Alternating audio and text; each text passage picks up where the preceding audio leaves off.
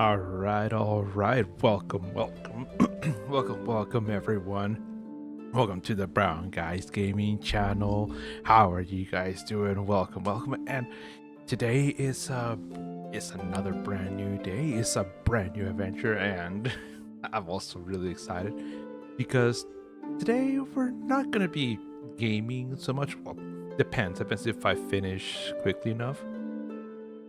What we're actually planning on doing today is that we are going to be doing some painting. We're going to be behind us. We have that section over there. We have the wait, hang on a second. Yeah, we have our paint station. We have all that good stuff ready to go, and we have a miniature that's already been primed, that's all ready to go, and I'm really excited. Mostly because it's been a while. It's been a while since I've painted. I've been wanting to do it again, and also it's also another way to thank our incredible viewer Bane, that he donated quite a bit, and because of that, he's responsible for me being able to create even better miniatures over on Titancraft. So, for all of those lucky subscribers. So, I say let's go ahead and get started, shall we? Now, I'm gonna momentarily mute my microphone while I move everything back there. Okay. All right. So, I'll see you there.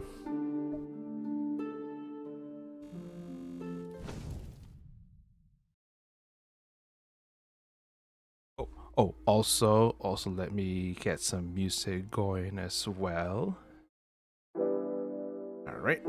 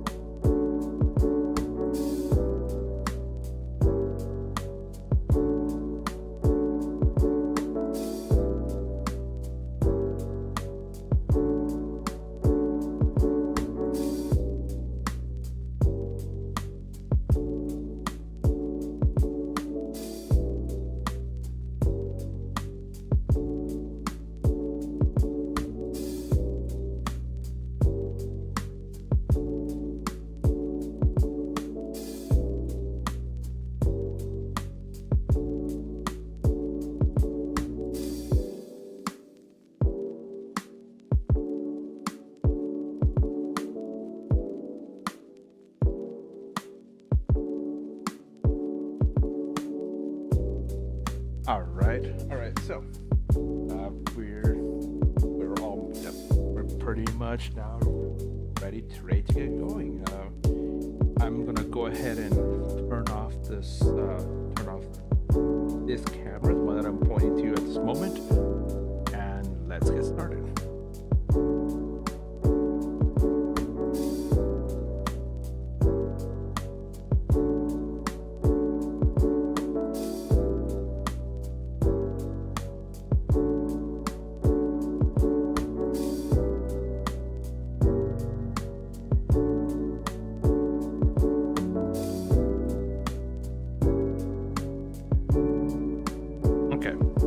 All right, so with this right now, we have Bane's miniature for his for his drow wizard called Kali. I actually don't fully remember what he said, how to pronounce her name, but this is the miniature, and you can see on the two images that I've also provided that should give a rough outline of what this miniature is going to look like. So for that, in order to achieve all of that, I will be using for the clothing. The clothing actually kind of, it's like a golden thread color. So I thought okay, so for the actual outfit, I thought why not use a combination of this Inca gold with perhaps it's just a white color, just plain white. I want to see how that would work out. Come on.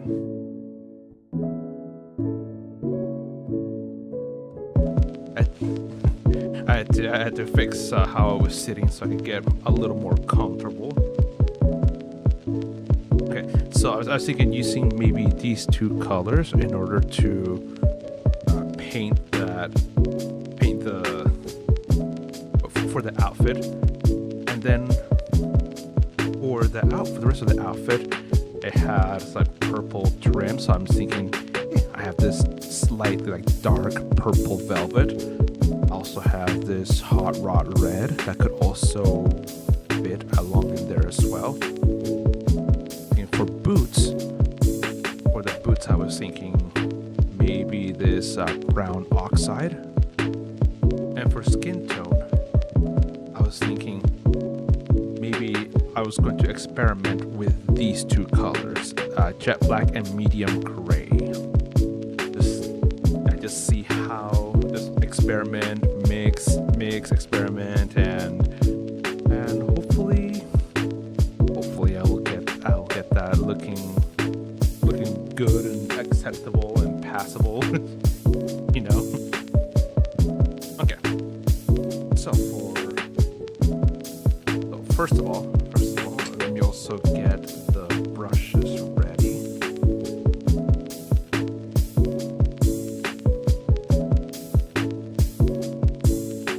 So I have a good collection of really fine and all fine brushes that my wife was actually able to find for me at a really good discount. So if everyone would just want to just put on chat saying W wife, that would be very, very, very awesome. I would be very, very much appreciative of that. And I tend to grab my brushes.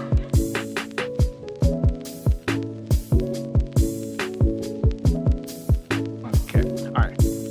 So, for the first one, I'm thinking of using this size 3 brush just to kind of get a because the main color throughout the entire outfit will be that like gold and like that golden thread color, golden yellow. So I think then that the best thing to do to start off with would be make that mix of the white and Inca gold color. So these paints haven't been used in a little bit, so we gotta go ahead and shake those things up.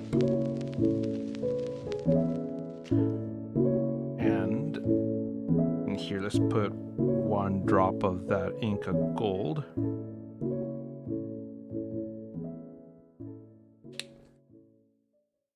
And then this color already looks good enough, but what I'm trying to do is I'm trying to reduce that that like almost like metallic golden sheen off of that. So hence why I'm using this white color to kind of just dull that a little bit and brighten it up a little.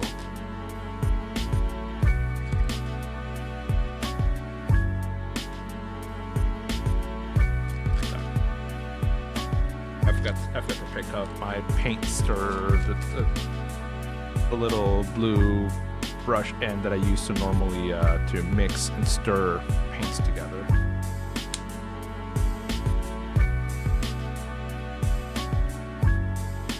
Alright, so let's get a tiny little bit of this. I think about this much white to go with that little bit of paint right there. I think that should be good enough. Hopefully. Hopefully. Smooth side. And alright, let's. Oh no, oh no. A little bit of that dried paint got on the brush. No. Okay. So let's go ahead and start mixing. Ooh, that's looking actually quite nice. I think that this white color is actually quite powerful. Actually, so I may need to add just a tiny little bit more of that Inca gold.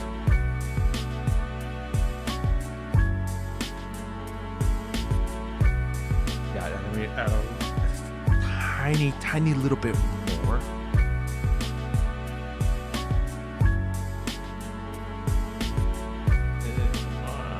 Come on. Fall faster. There we go.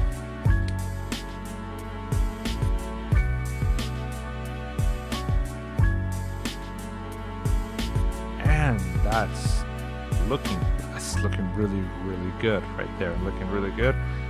As soon as I finish mixing, I'm gonna go ahead and kind of bring this a little bit closer to the screen so you guys can see, to the camera so you guys can see better. And then as the last thing, let's also add a little bit, maybe a drop or two of water, just to kind of thin this out a little bit, because the problem with my paints over here is that these paints are actually quite thick. They're not. They're too thick. So in order to get a smooth overall coat with no problems, we're definitely need to add some water to this. And yeah, because in some of the earlier miniatures that I've painted, you guys can see how at the end the paint coats look a little clumpy and a little ugly.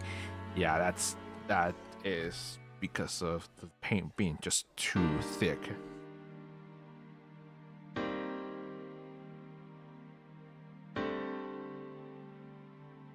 Okay. Right. Oh. Got to grab my other one of my other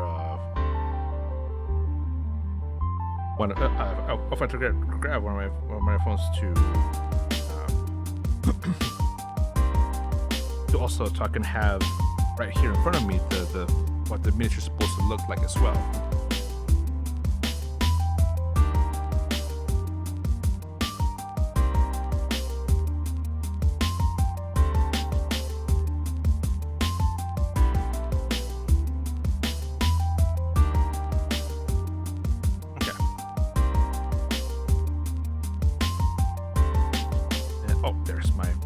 I was like, no, oh no. It's like, where's my brush? Where's my brush?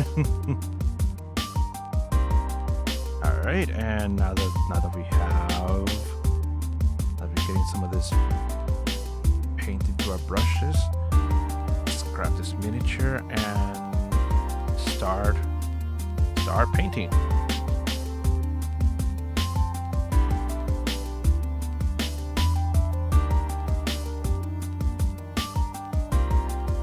Yeah, and then just simple smooth strokes on the miniature itself. And it doesn't really matter if we start getting a little bit like onto other parts, other areas. It shouldn't really matter. But the fact that we're doing this, good.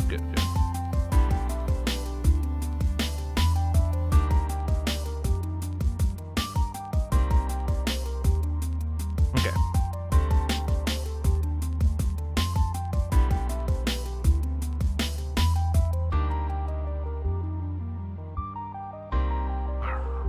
I finding like painting like this, I really like it. I always find painting like this to be so relaxing. I find it really cool, really fun. I always find it to be very, very enjoyable.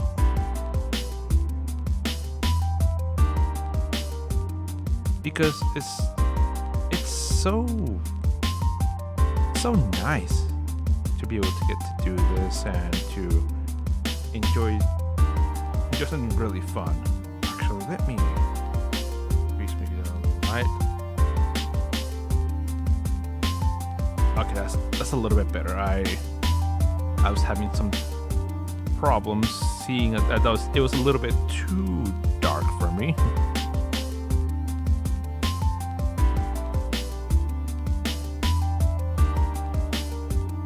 But now that it's lighter, much better, much better.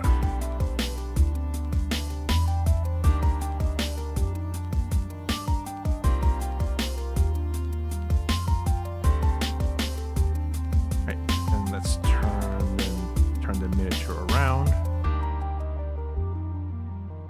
and paint out here with the golden threads here at the back.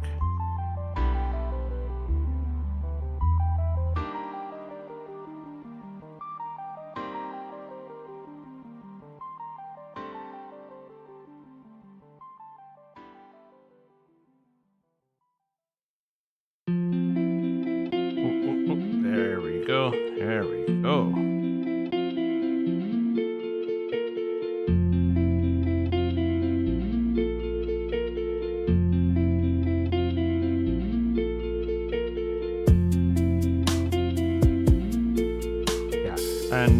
And also since this is just the first color that is going on a lot of parts of the miniature, it doesn't really matter if I go outside of the lines. It doesn't really matter. Thing is though, because the purples, the blacks, the purple, blacks, reds, they're going to be covering up a lot of other portions later. So the thing is, you gotta actually be careful too. Because just because you're covering it up doesn't mean that I can just paint the whole thing in this color if I want to. No. You still gotta practice a little bit of restraint. You know what I mean?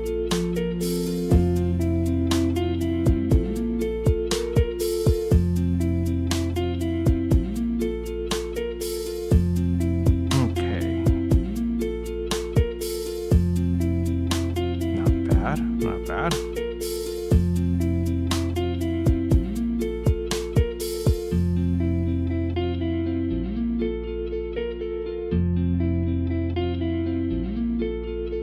And I also noticed that around the collar here also is kind of a golden color out here, so gotta get these portions also done here with this golden color.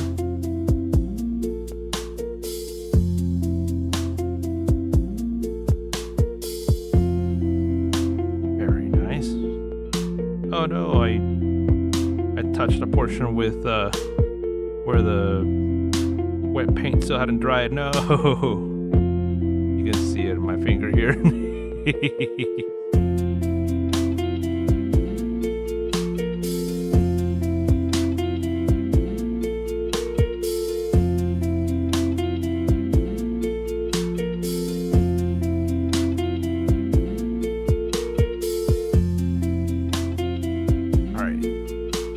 Yeah, but for this portion of the stream where we're painting, if you guys have any questions, if you guys have any questions, hey, feel free to ask them. Whether it's on YouTube chat, whether it's here on the Twitch chat, Twitch here on YouTube, it doesn't really matter.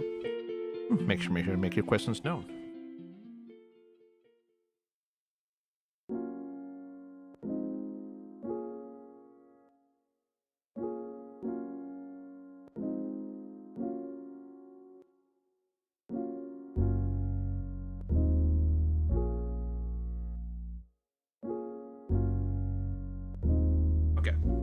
So, with this, I had to turn around and make sure that into the computer that the stream health and everything was still progressing as it should.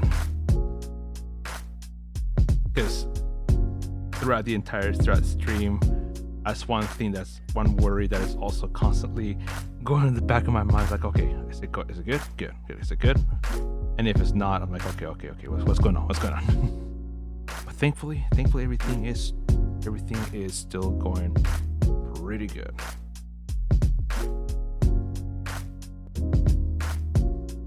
And thankfully, for this first part of this painting, everything just in the chest, abdomen.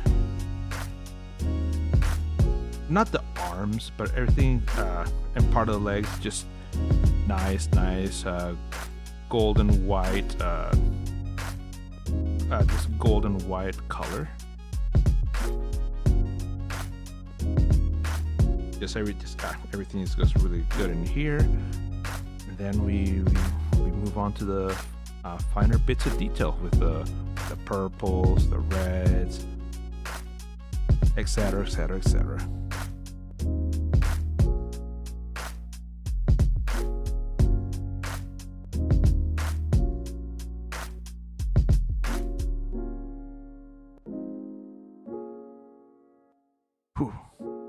Okay, and there we go. I wanted to get that covered.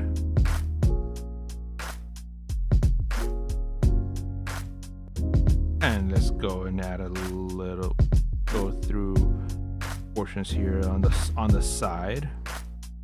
Make sure to cover what has been missed.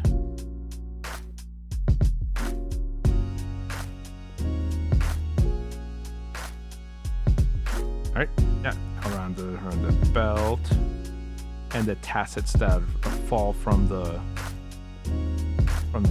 belt.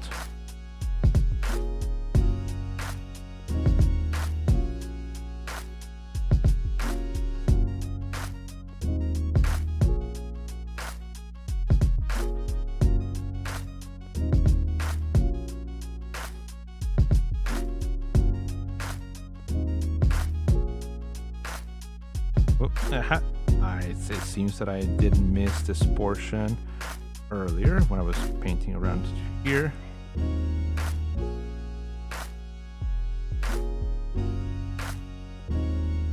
Okay, very nice. We got that. Yeah, now that it's getting some much more even coverage, it's good. Really good. While still maintaining a good and high amount of detail still left over.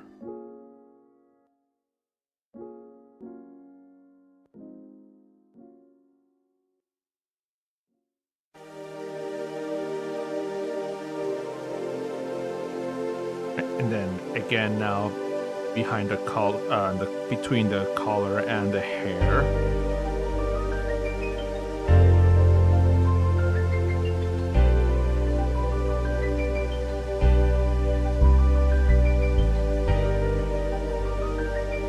Good. And then more toward the front over here.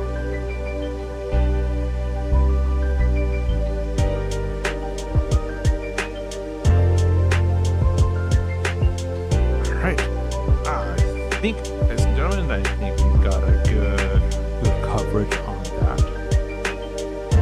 Wait a second.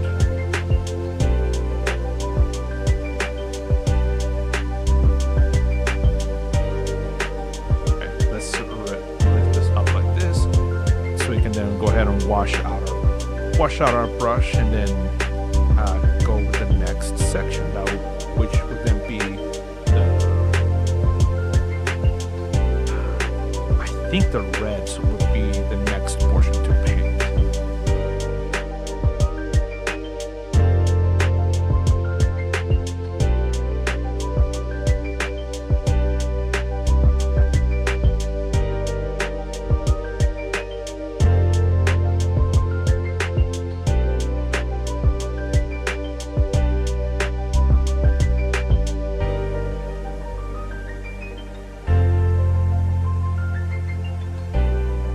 Okay, this doesn't look like Neverwinter. That's oh wait, did I put Neverwinter instead of art?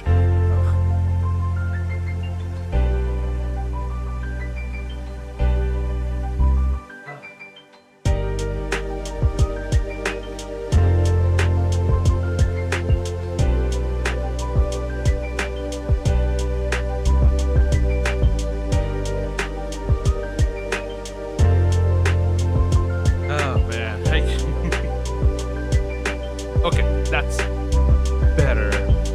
Thank you, Apollo. Thank you, Apollo. I really appreciate that.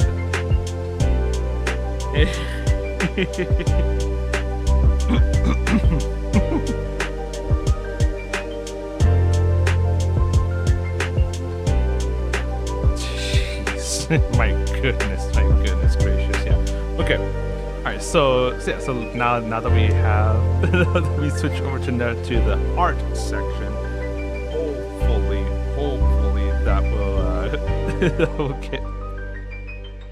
that will get the right people now coming into stream.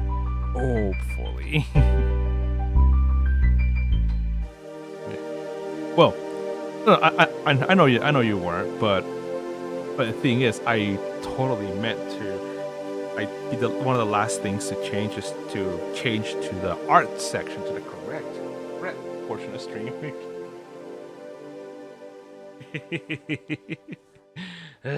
All right.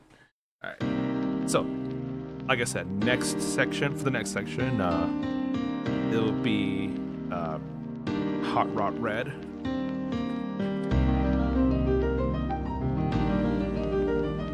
And for that Hot Rod Red, let's go ahead and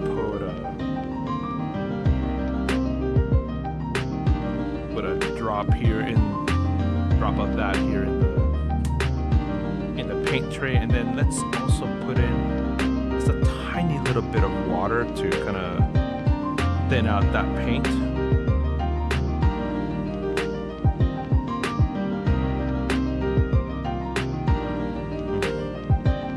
Like Hot Rod Red, like the Iron Man Mark II.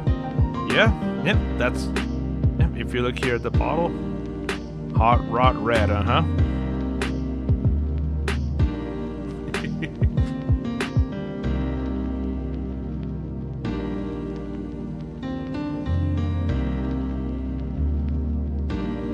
Yeah, because every time I say that name, that always comes up in my mind. A scene from that movie as Tony Stark is talking about what to paint it. Iron Man miniatures. No.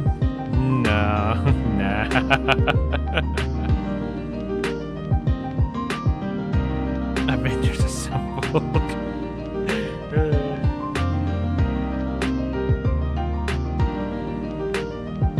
No, that's...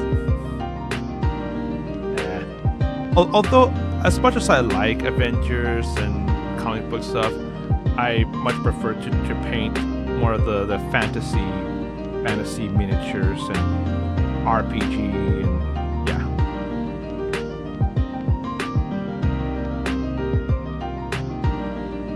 I prefer to do this.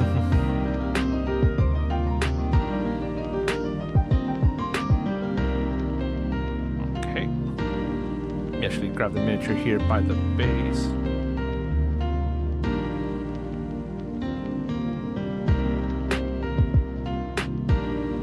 I still remember when the first Avengers movie came out in 2012. It came out, I think it's like in the final week or close to the final week of my first year of university.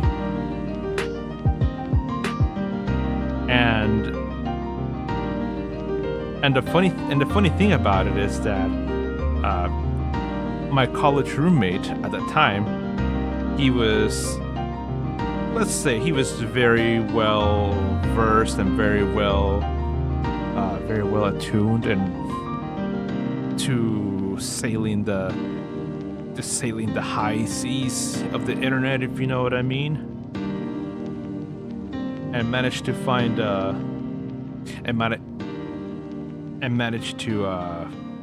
find a copy of the Avengers that played over at a movie theater in Hong Kong, I believe. So I think it was like around about a week before. Yeah, it was around a week before it came out here in the U.S. My roommate and I, plus a few other friends, watched the first Avengers movie. I don't know how many other people have done that as well, but I'm sure quite a few did. But I wear that. I have that as a badge of pride.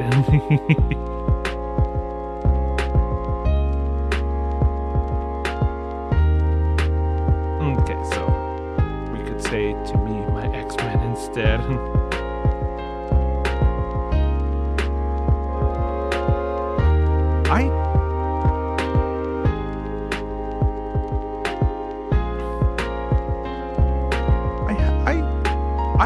I really like the X-Men, and also really like the X-Men movies that played in the early 2000s, and then the later ones with I think it's Michael Fassbender and I forgot his name, who played Charles Xavier, the younger Charles Xavier. But anyways, I really James McAvoy, yeah. Man, I am like struggling. I've been struggling today with remembering names. Anyway, so yes, all those movies, as well as the ones from the early 2000s, I've really liked them all. And basically those movies have been my full extent of my X-Men knowledge.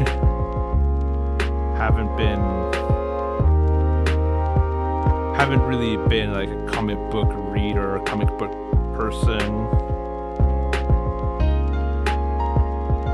Yeah.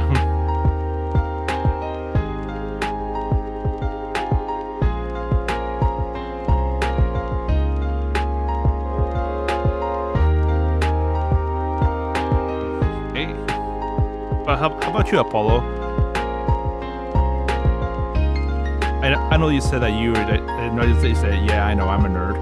Like, were you one of those comic book collectors, people that constantly read that source material and then criticize the movies when they didn't get a detail correct.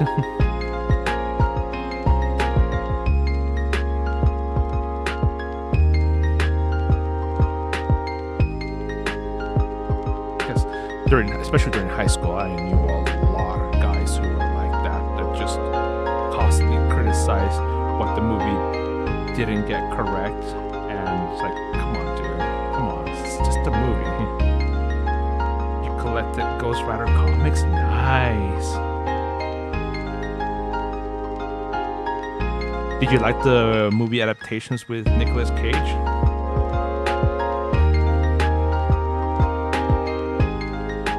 Yes, Endgame still pisses off.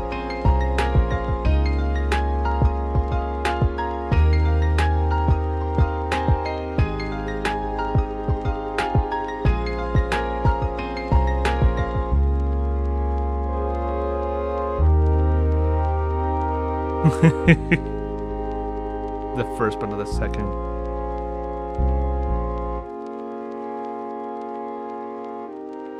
That's pretty cool though that he had...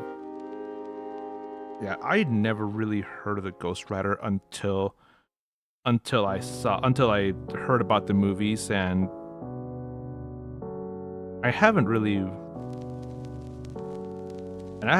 yet still watched the Ghost Rider movies. I may in the future.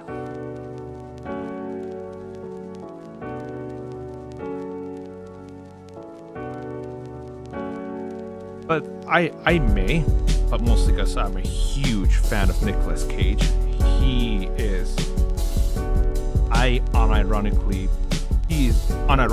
my one of my most favorite actors. Mostly because it's just how animated and how eccentric and how just out there he is.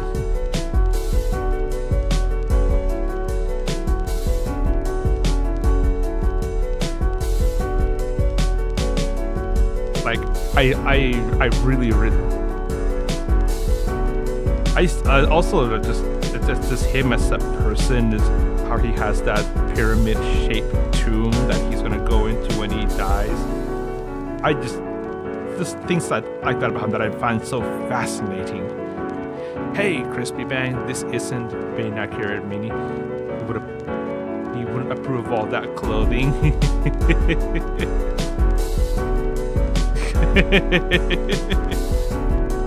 Yeah, well, at least here, and some of the parts here are actually going to be painted more the skin color. Cause I first just did a quick paint all of this, and then later I'm going to actually fill in parts where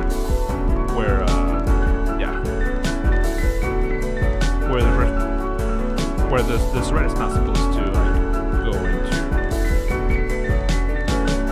Okay. But Crispy Bangs, welcome, my friend.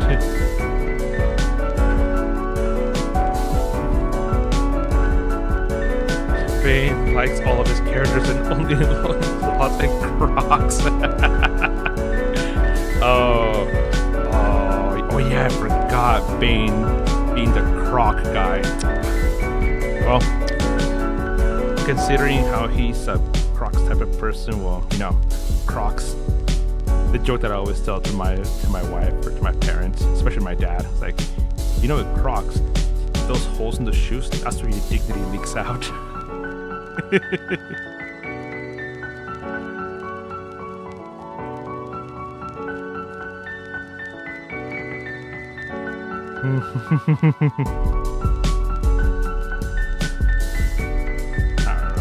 Alrighty, there we go.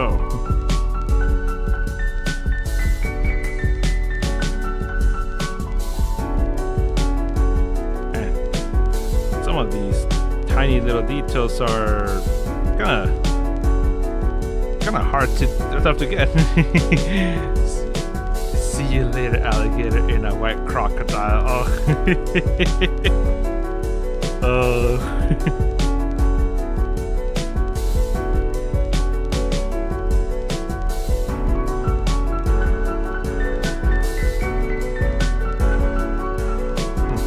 We should also message Bane to let him know, hey, dude, your miniature is currently being painted. The holes are to vent the awesomeness so you don't fly away. Yeah, sure, buddy. Whatever you need to tell yourself, buddy. Just keep huffing that copium, man. Keep huffing that copium.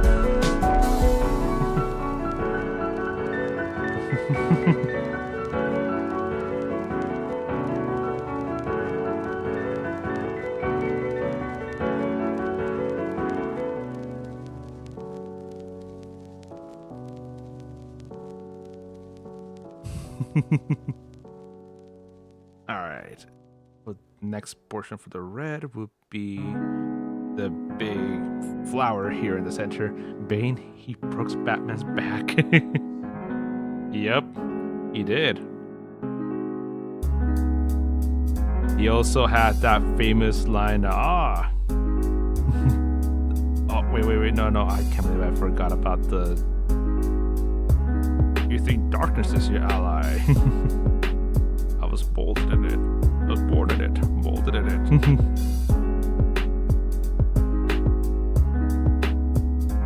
Yeah, some very, very iconic Bane lines. But yes, he did. He did give Bruce Wayne the extra chiropractor special right there.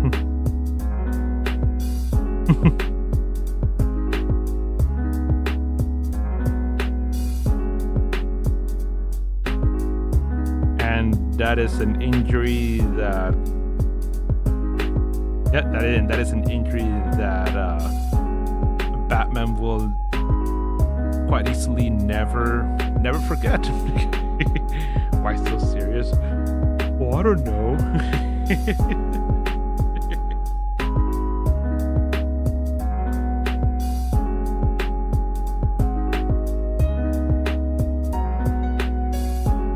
I still remember when the Dark Knight came out with the Heath Ledger Joker. That movie was incredible. And then all the edgelords trying to copy Joker, try to become the actual real life Joker.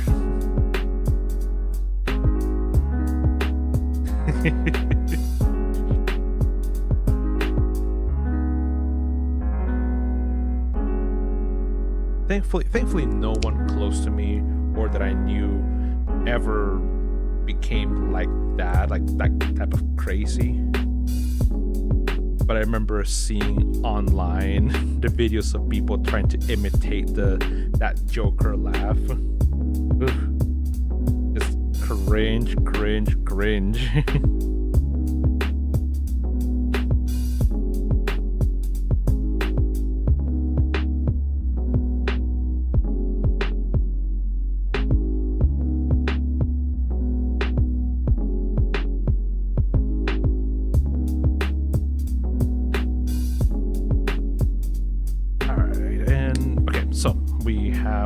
Purple here for that, and let's put in some water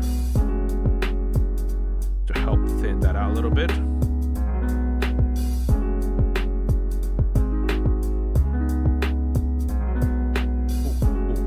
Actually, see, let's go ahead and mix it up, and then after we finish mixing it, I am gonna go to the restroom because I ate some dinner beforehand, and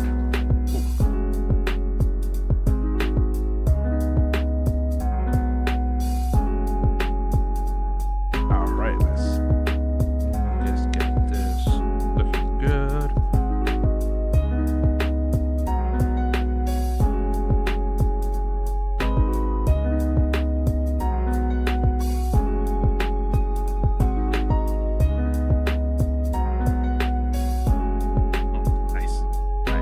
All right, I'll be right back, everybody.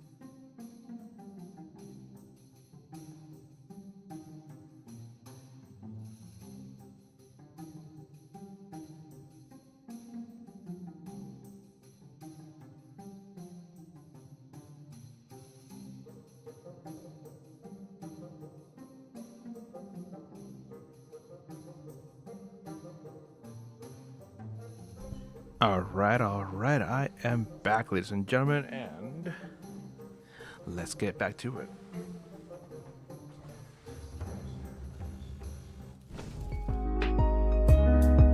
Okay. All right, so before I left, I got the purple paint ready to go, and let's use that to. Let's go ahead and get started with it. Right, so let's first get started here along the along the sleeves. I could not remember that word, sleeves.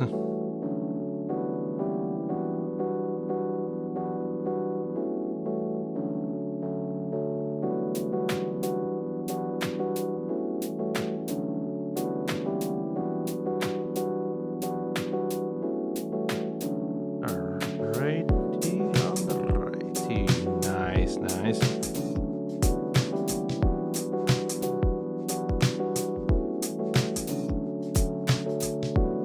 I am really glad that my fingers are still able to, my hands are still able to be relatively still, and that I'm not like super jittery nor super shaky. That I'm able to do this.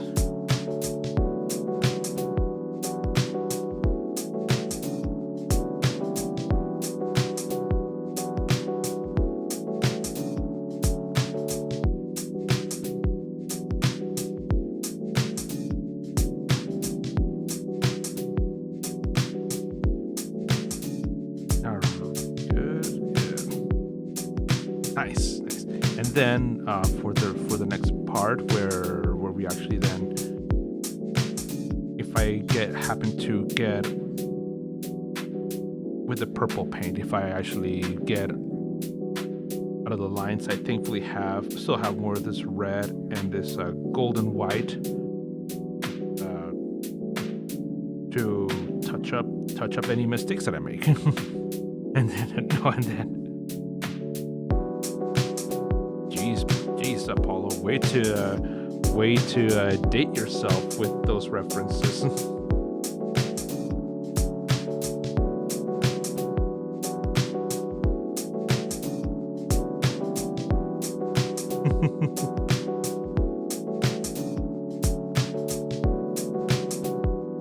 Yeah, I haven't seen that movie in like.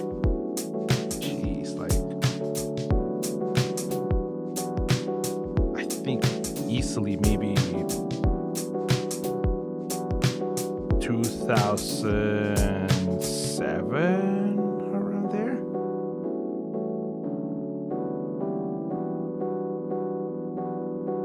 Yeah, I know. I'm old. Not as old as some people though watching this stream.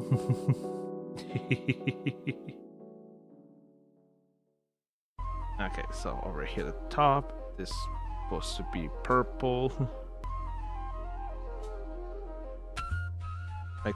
like this area here where it connects to the center flower, that is purple here.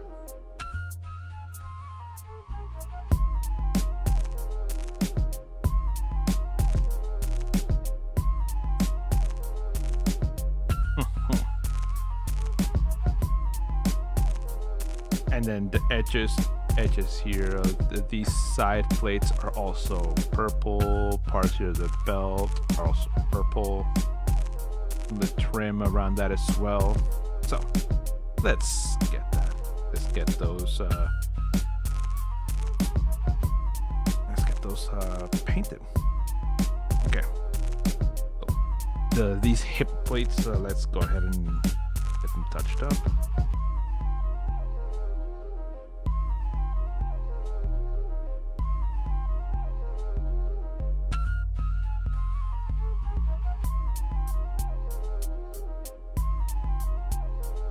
Oof. Nice.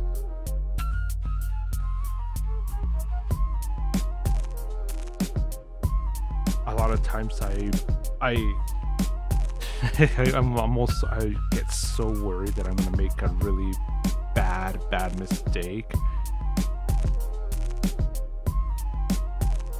But I just tell myself, I don't know, come on, Iotos, you gotta commit. Just commit to do it. And if you make a mistake, it can be corrected. It can be fixed.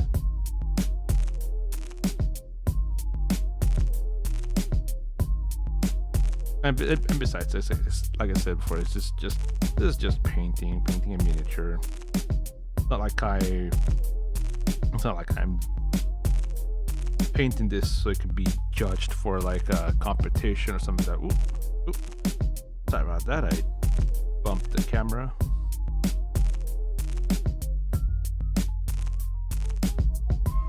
I don't think I would ever.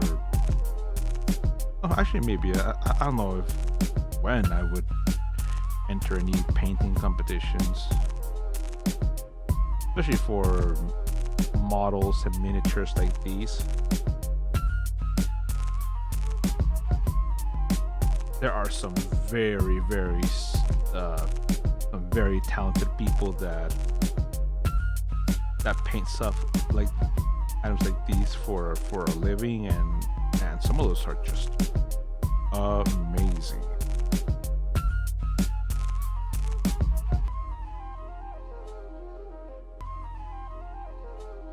And also I'm just not the best, the most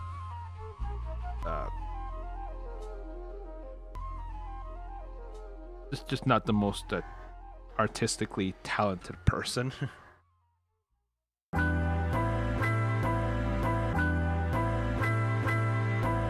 Like, sure, I can do basic stuffs, but nah, anything above that, I'm like, nah.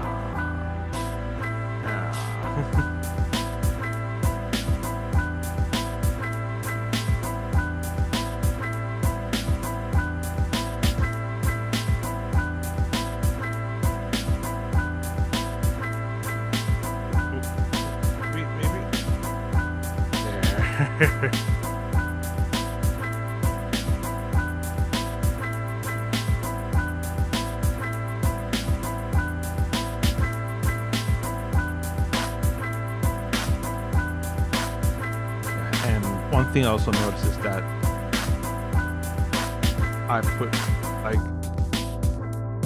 I didn't put enough purple paint for the amount of water that also went into that area, so hence why this purple paint just looks so thin.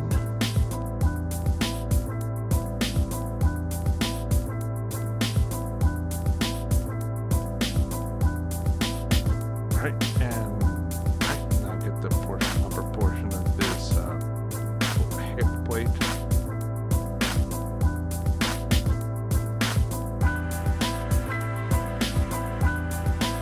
And then also up here, the back side of that.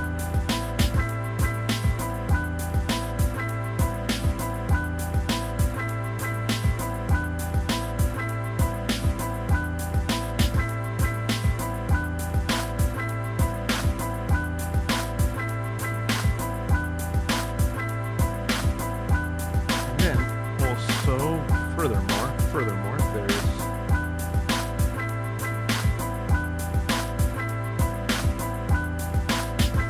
this portion here is supposed to be purple.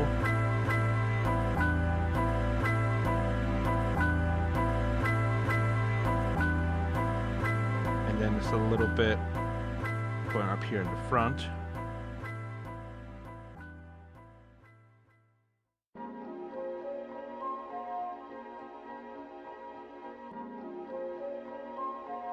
Because underneath, because that portion right there and right there in the front, that's supposed to be black, matching the skin tone.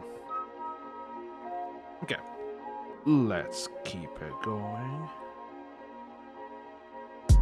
And over in the Predator subscribers, you guys may also notice that there's a noticeable gap in the miniatures that are spinning, and yeah, and that's because that's the spot where this miniature stays at.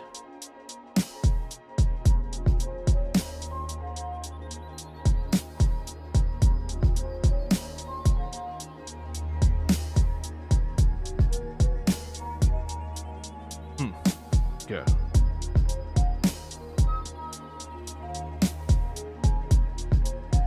And let's also get here.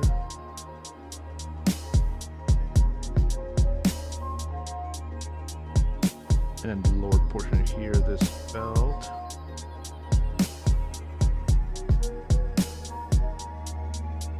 I will admit though, this miniature is, at least so far as I've printed, it's a lot easier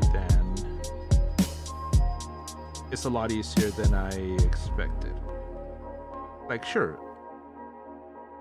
painting at this small scale does have its difficulties, but it's not as such a pronounced or such a onerous thing as I expected it, as I was fearing and dreading it to be.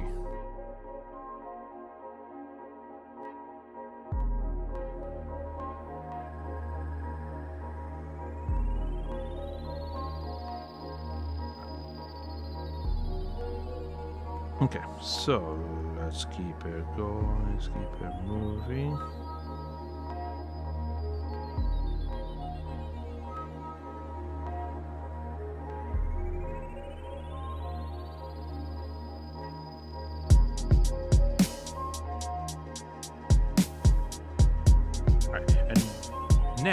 Next will be painting all around. Where's my brush that I used to start and point?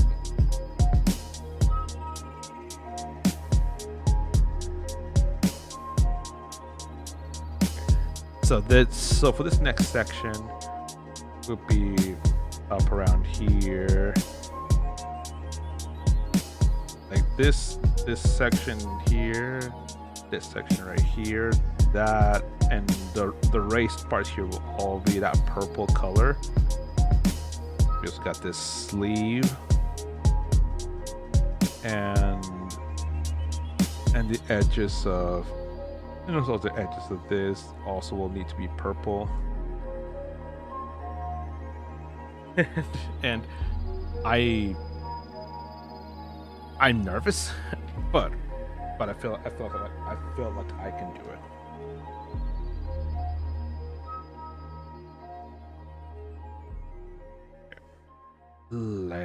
Let's move on. Yes, let's get now this other sleeve.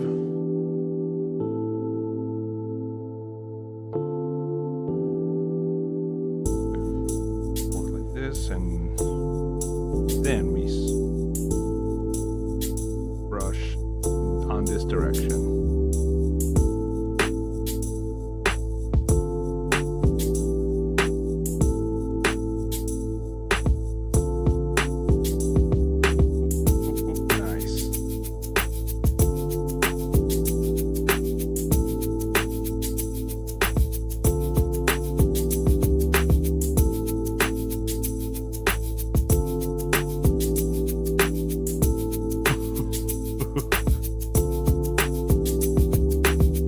I don't know why I'm so nervous and anxious right now. It's like, I normally am not this way, and I know that with my other painting projects, I haven't been this way, but this time,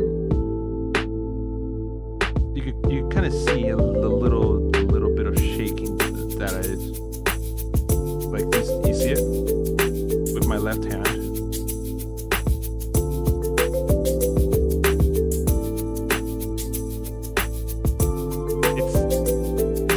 I don't know what's going on, but I don't need this.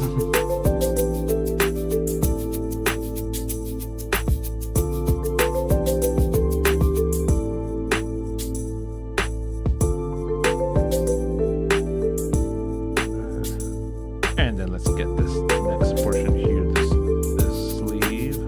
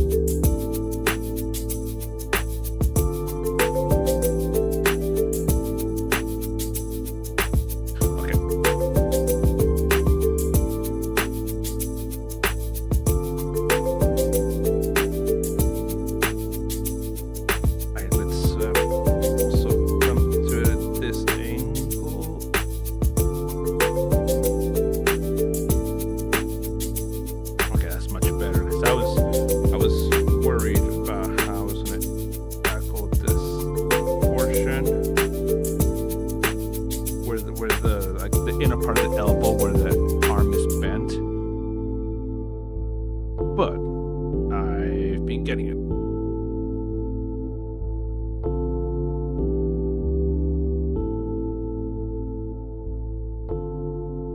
Oh, and then yeah, here's where the purple portion use onto the back.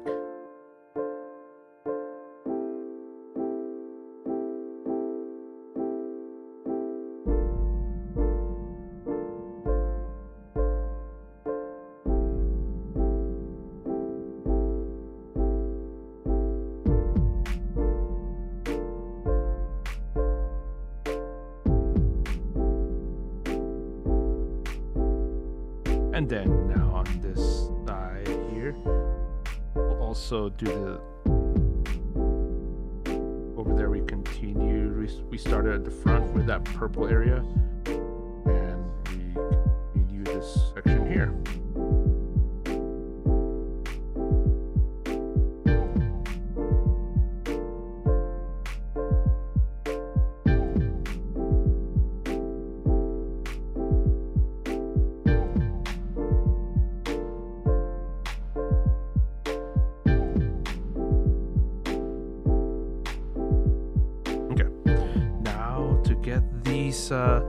To get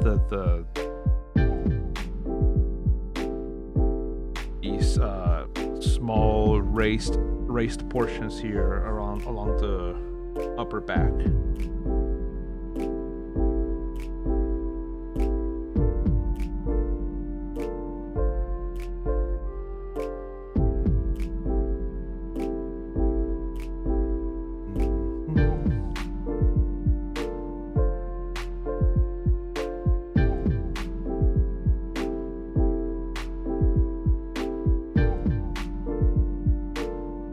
Actually, I think I'm gonna go with the next size smaller brush.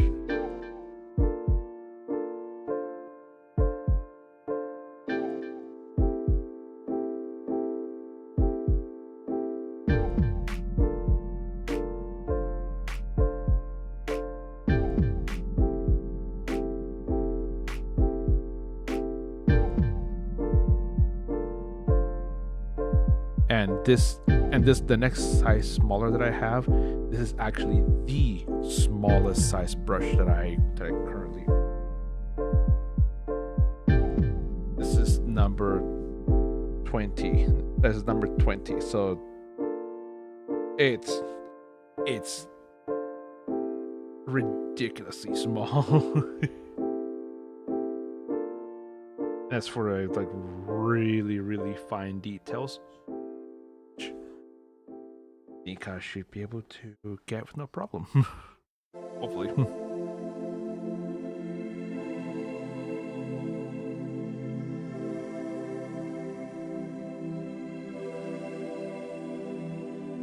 She said, yeah.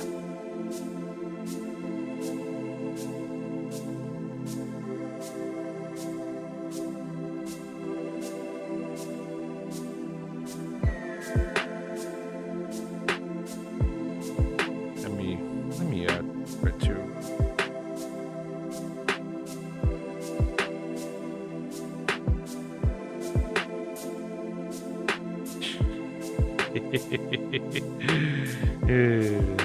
Apollo. What are we, 12?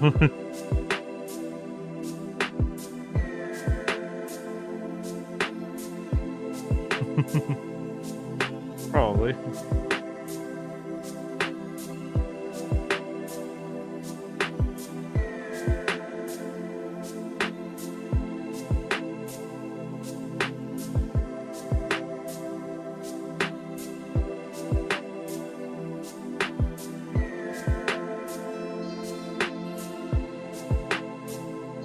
I think this actually might be too small. I think I should go back to the number 10 brush. For context, number 10 is the one that I was just using.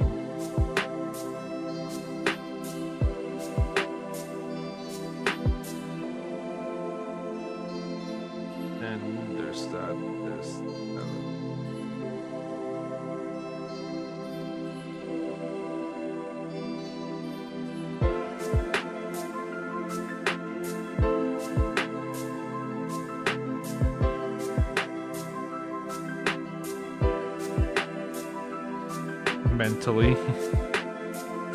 Mentally 12 years old, yeah.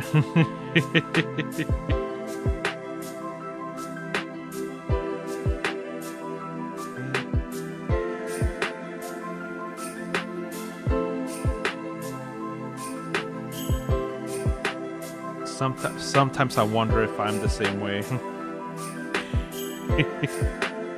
But in a way, pretty much a lot of men just really don't outgrow that face.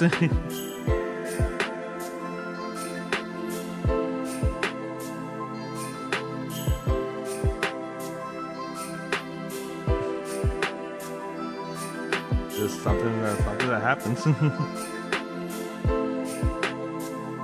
I remember when my brother and I we were teenagers.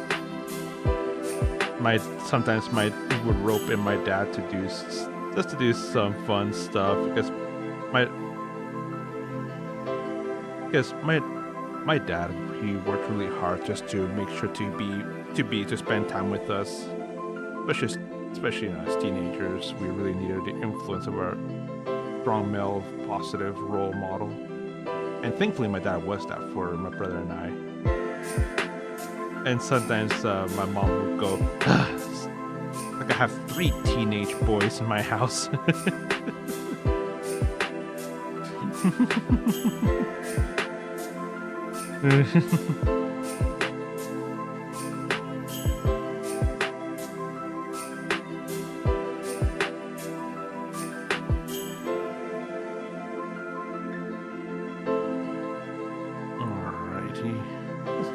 So this is looking good, looking real good.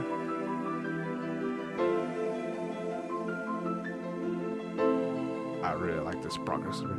We have a fridge magnet that says, if you haven't grown up by age 50, you don't have to.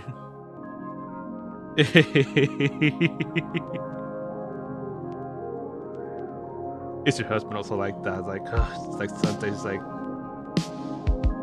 just looks at you and it's like I married a teenage boy or something.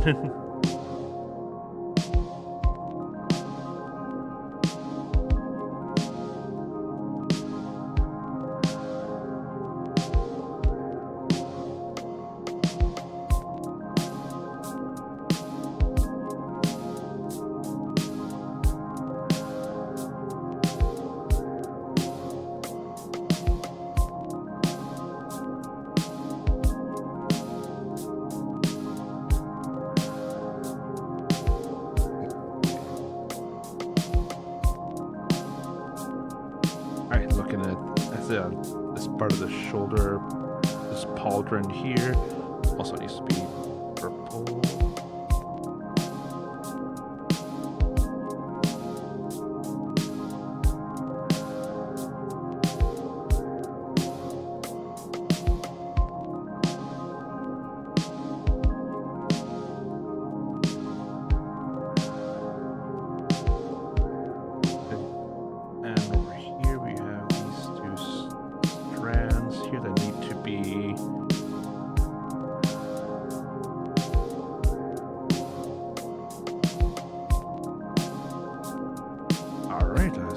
Good. Oh, and there we go.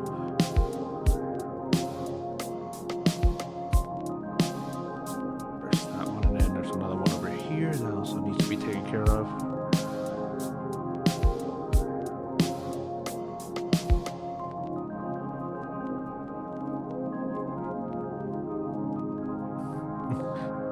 No, because there are times where he can be a teenager as well. Jeez.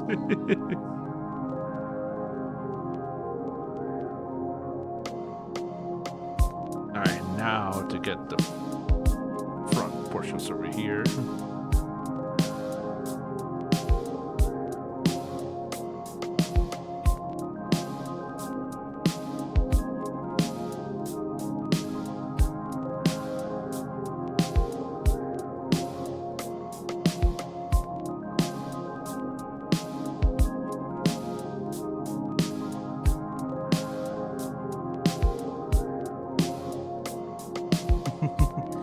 So this is his turn to be.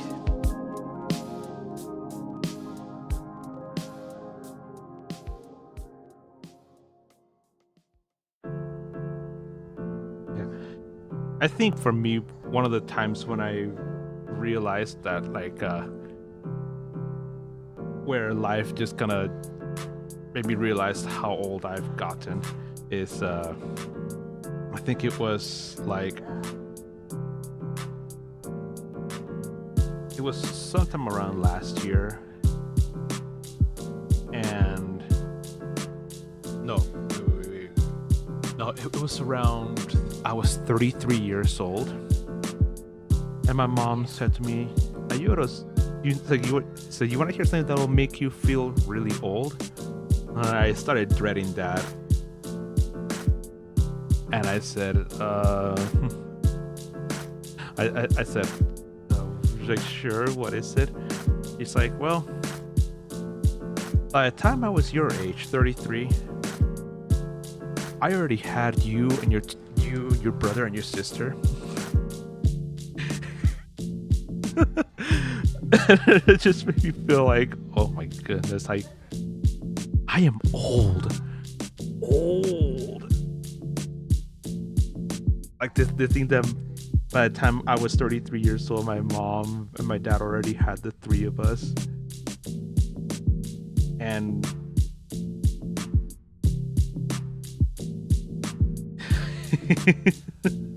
dude, man, I every now and again I think about that, and because it's just hearing about what older generations had done by the time they had reached the ages that I'm at.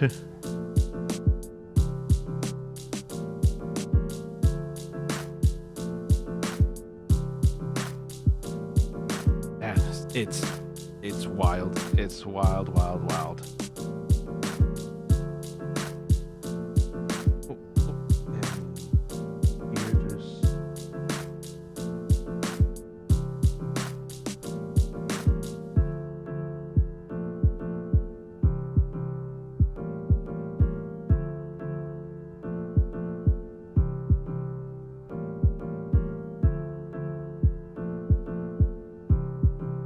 Okay, my response time is delayed because I'm ESOing. Yeah, you're good. You're good, my friend. You're good. Alrighty. Looking really good. Looking real good. Yeah. Alright, let me wash off this brush.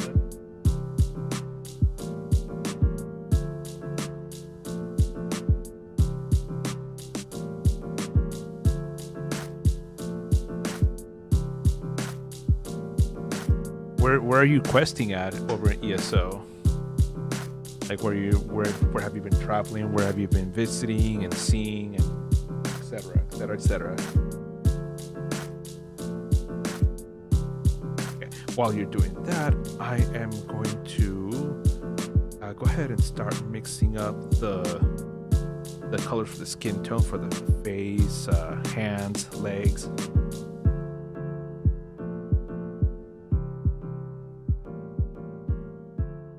So we have, so for those, I'm going to be using a mixture of this medium gray and this jet black. So we'll see how it goes. Western Scarman back into Riften. Ooh, okay.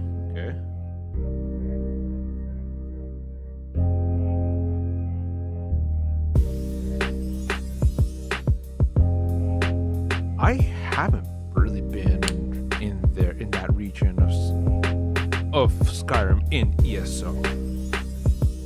I mostly just played around either the Somerset Isles or Alanor, as the Altmer would like review as saying. I've also played a little bit inside of Morrowind. And I've also done a little bit of in what's the name, elsewhere.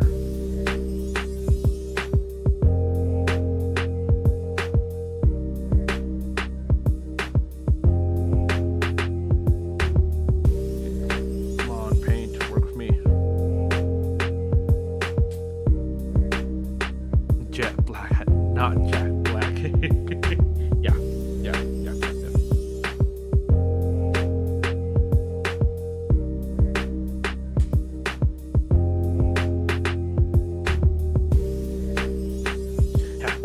This medium gray paint was not wanting to work with me.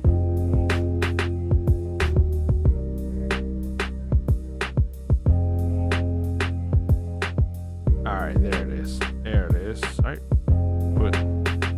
So we put these. Let's go ahead and start mixing up those two. And then afterwards, let's add some water to kind of thin it out a little bit.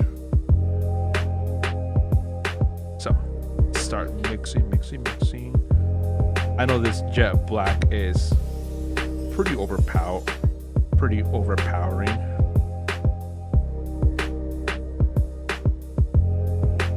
But the thing is, I don't want this to be super light nor super dark either.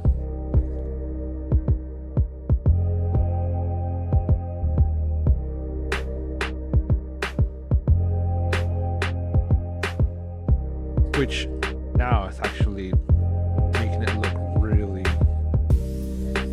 pretty dang close to what I was looking for, actually. It may not look like it in camera, but let me, when I finish mixing this up, I'm gonna show you guys what I'm talking about.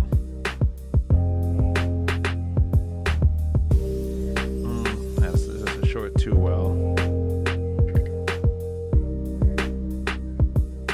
Put some little bit of water in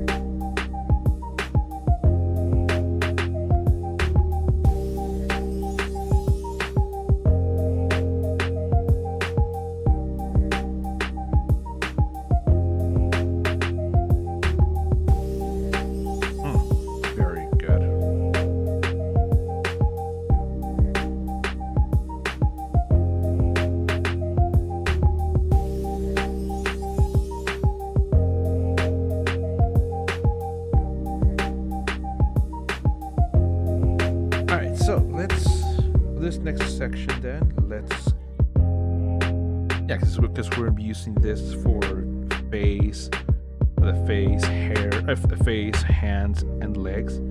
Let's start using this brush. This is a brush that I knew I had somewhere, but I could not find it for the longest time. I did not know. Like I had purchased it. I purchased it like early 2025, and I for some reason could not remember where I had put it, and so I thought to myself, did I accidentally like toss this brush? Did I accidentally get rid of it? But no. It was just in a. It was just in a drawer. It just kind of just fell into a drawer where just it's really hard to see, especially with this reddish color. Blended really well with everything else that was around it.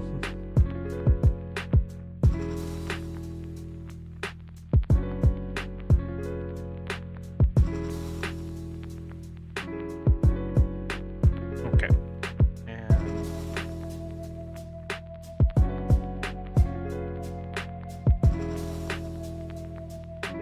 I think we'll need to put some more of that gray color because it's still just a little bit too dark.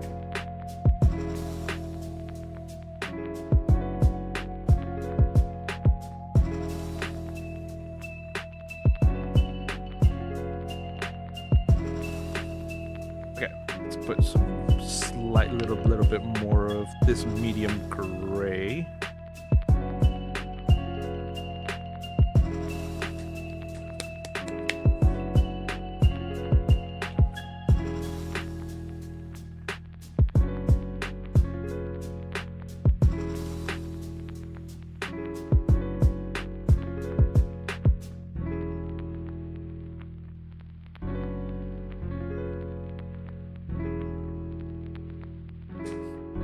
I forgot that this medium gray paint is a bit thick, so you have to kind of cut it, and then we put it in here and start mixing and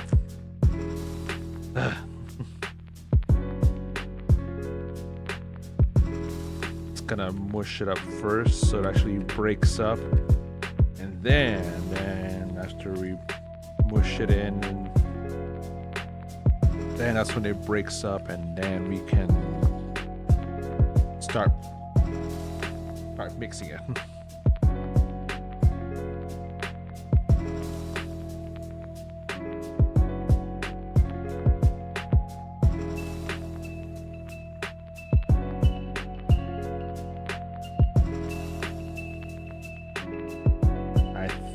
I think this is a much better option now, much better combination.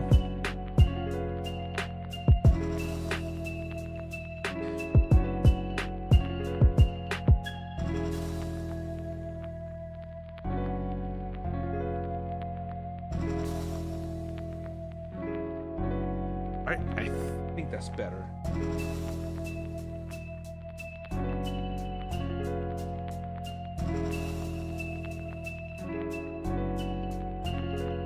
Alright, let's go ahead and get back. Let's grab the paintbrush again, and let's get back to it.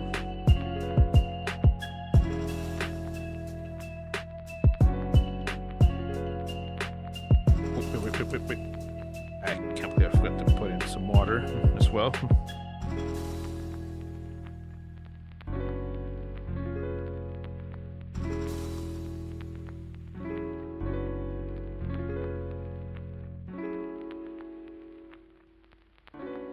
Okay, yeah, we need quite a bit of water because since these paints were, especially that medium gray, was rather thick paint.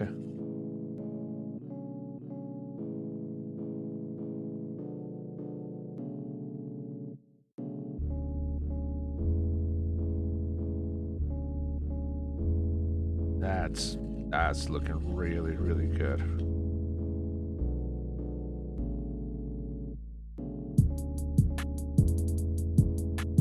Perfect.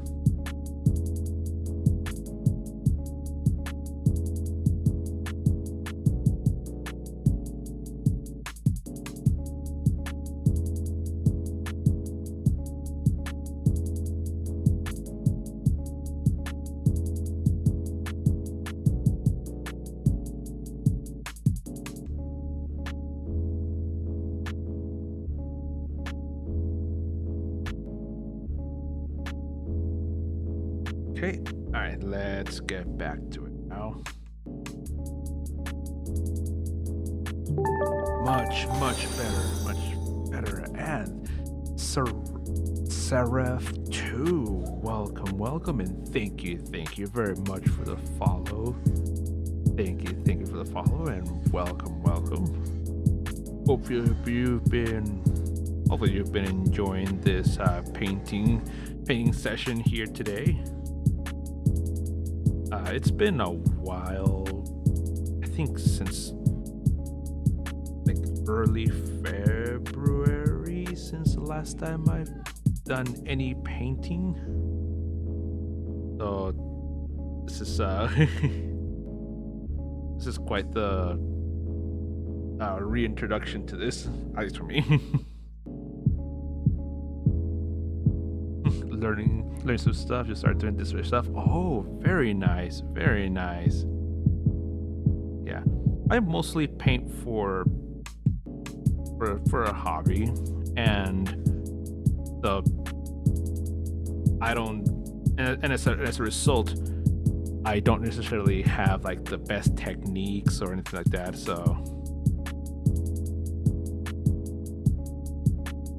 And so for people that actually know what they're doing and know how to do their stuff, as they watch my stream and watch my painting style, they're probably going, no, it's not supposed to be like that, it's supposed to be like this or that. So yeah, so it's been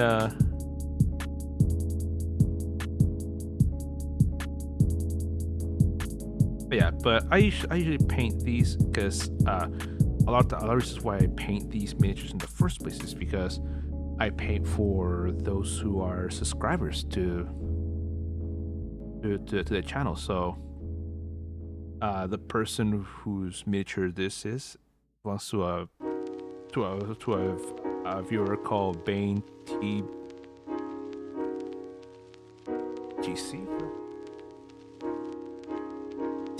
and he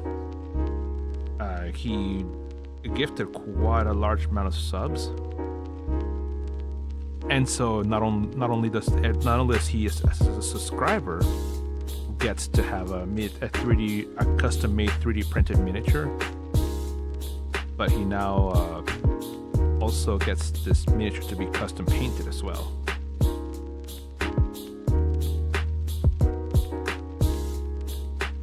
And then that miniature will then will be back in that little spinning turntable called the Parade of Subscribers.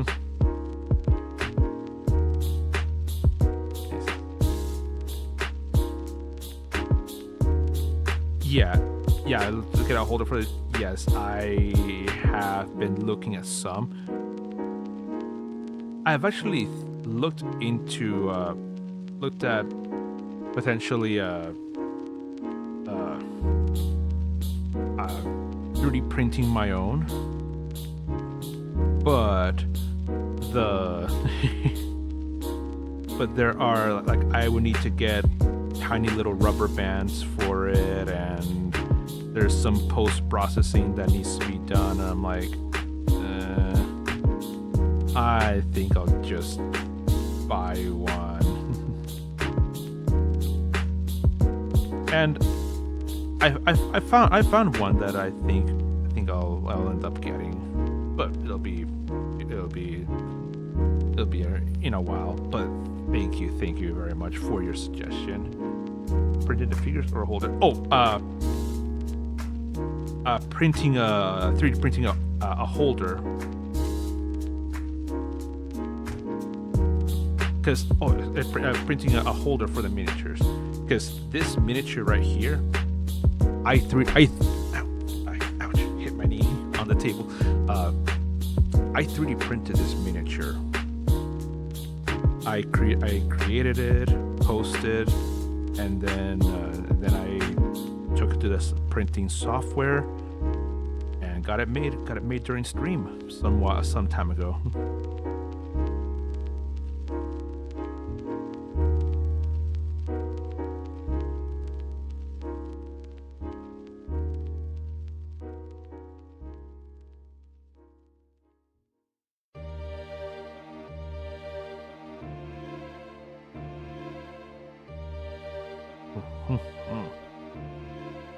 Okay. Hand is looking good. Get this covered, and then we'll get a second layer on that soon. Currently the Citadel holder. I want the one from Golden Maple. Yeah, the Citadel one is the one I've actually, is the one that I'm currently looking at.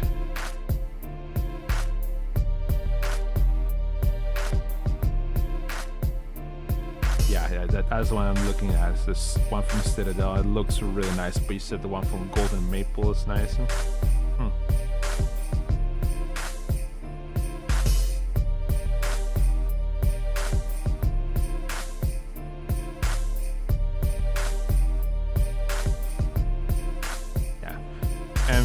And for paints, I just use a lot of the little paints of tubs of acrylic paint that you can easily find at that are available and for sale at the local convenience store.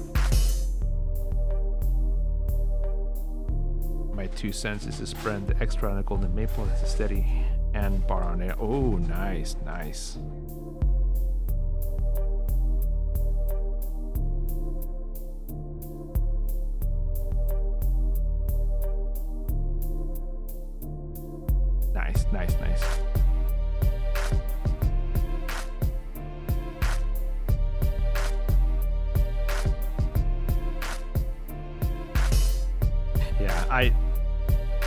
Thank you. Okay, hang on. Let me hold this enter here for this next section.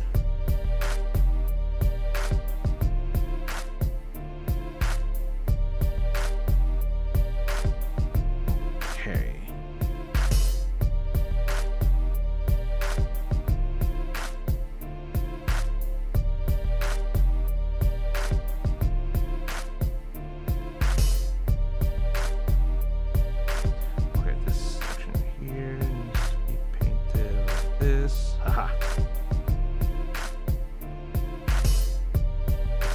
Endorse responsibility of this company that just do a lot of trial they're buying here.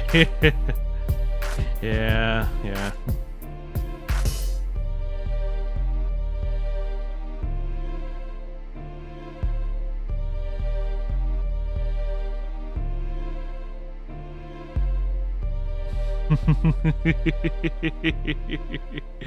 Yeah, I was like,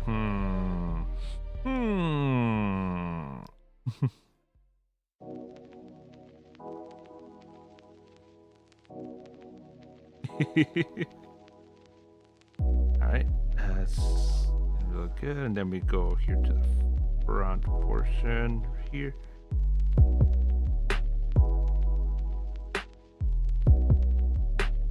I'll have to retouch that with the purple in a little bit.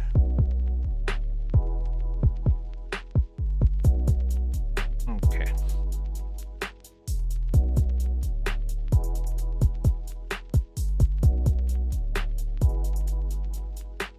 And next part. Oh wait.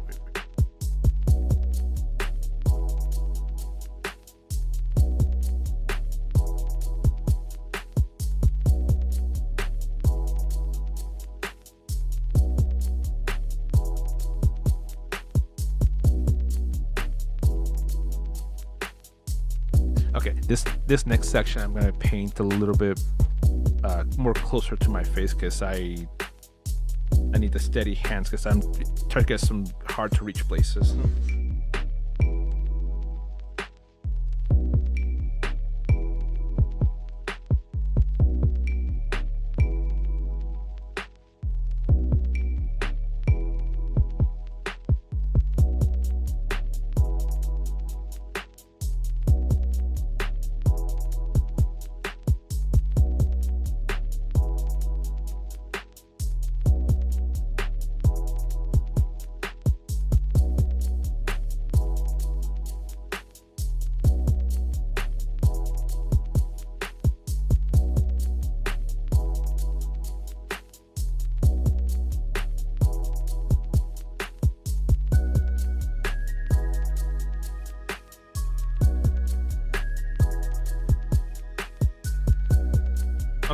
All right.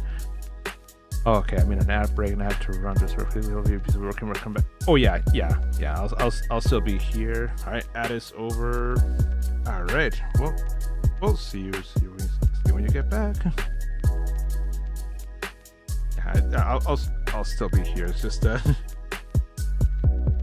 painting like this, painting miniatures like this can certainly take a while.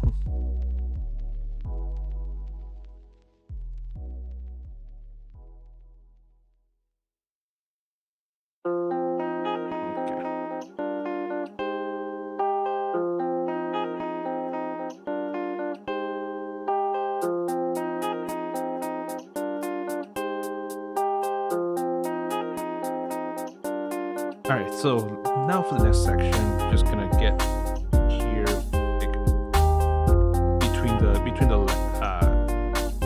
area between the legs and where the boots begin. There's some small sections where paint hasn't been evenly applied.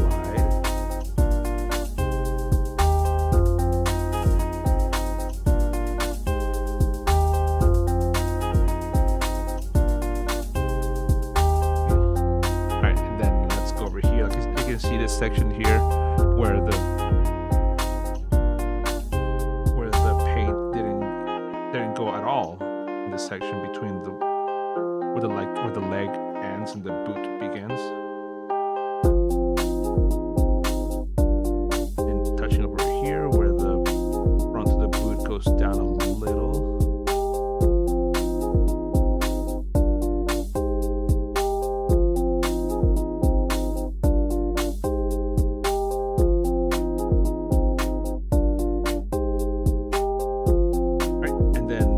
Let's go back to the hand where I said I would come back to for a second coat.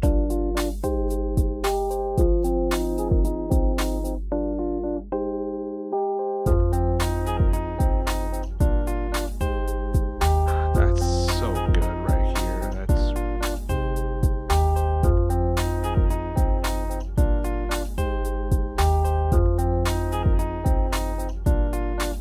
And then here on the medial side of the hand.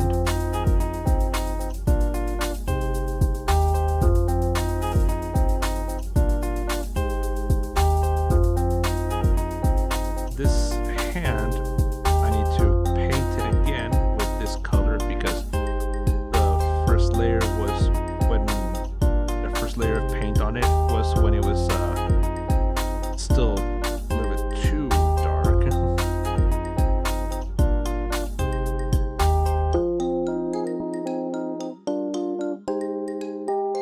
And now there we go. Now with this hand, let's get the back of the hand, the dorsal part.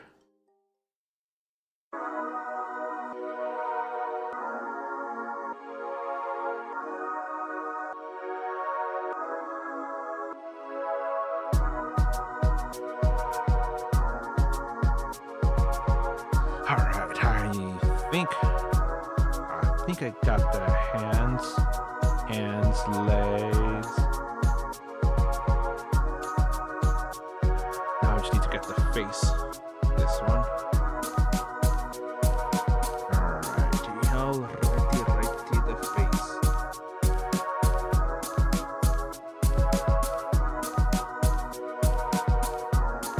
And not just a face, also a face and neck.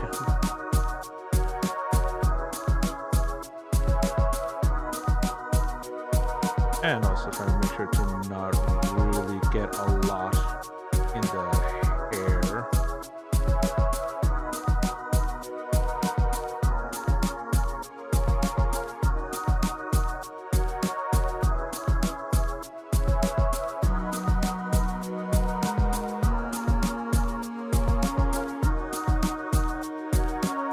Okay, yeah, so let me bring it once again closer to my face so I can get it right.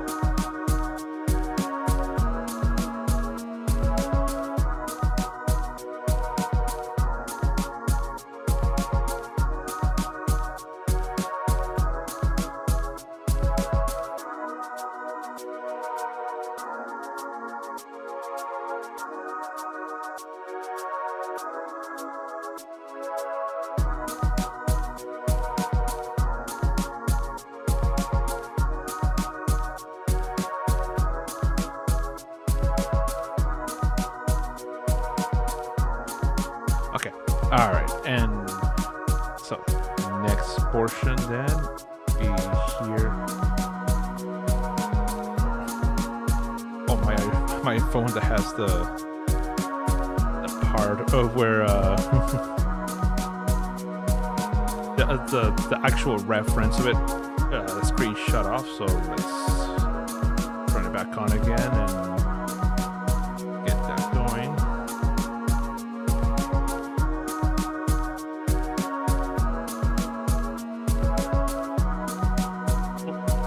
Here the hands again, palm of the hand.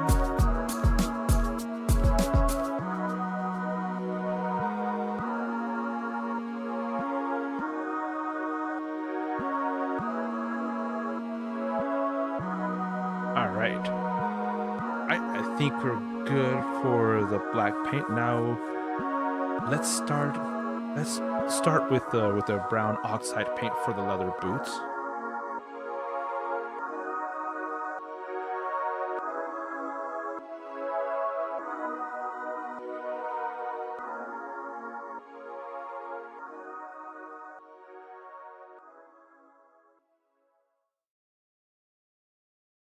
All right. So like I said, for the boots, we're using this brown oxide.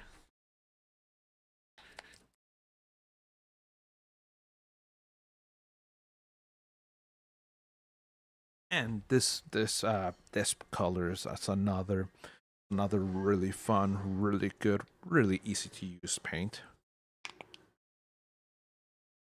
Okay, and put 2 drops of it here in the, well, actually just 1 drop.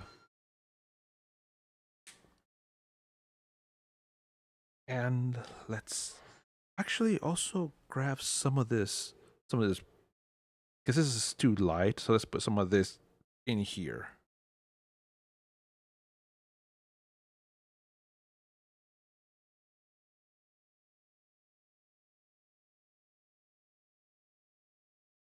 Okay, so I think that that amount of the black color may help a little bit. Just to kind of just to darken it up a bit. And I don't think it did much.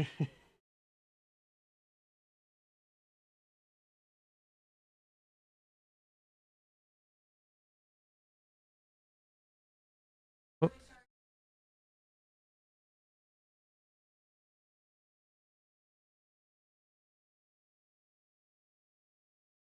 right, good, good. Let's go ahead and add some water to that. Let's get going.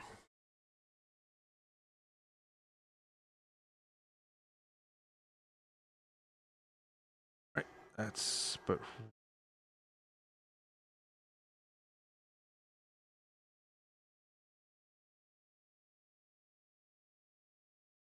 good. Okay, let's have those 2 drops of water there.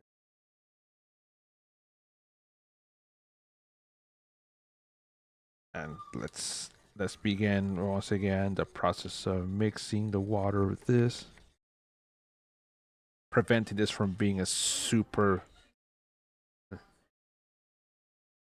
preventing it from being such a super gloopy and super thick mess. That way it's thinner and much easier to work with. Oh wait, I just noticed that the music was over. Let me find another some other music to listen to as we paint, shall we? Okay, all right. Let me find that music.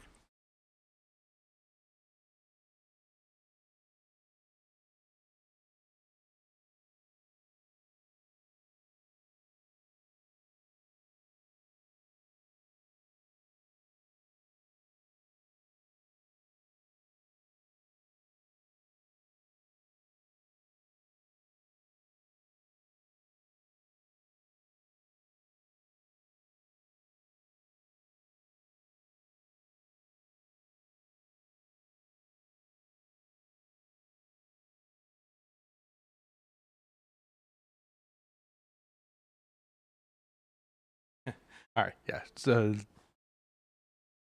taking a while for everything to process or to load. So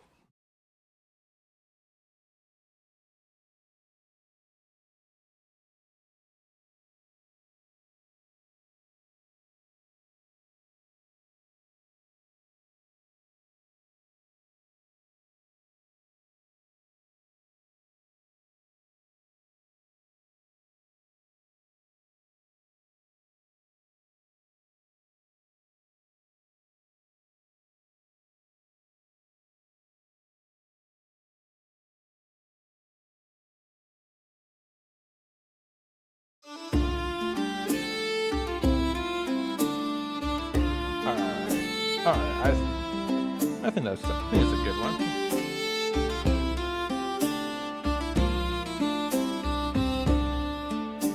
Okay, now that we have some other more appropriate music, kind of a tavern adventuring style music. Ooh, let's get painting these boots, shall we?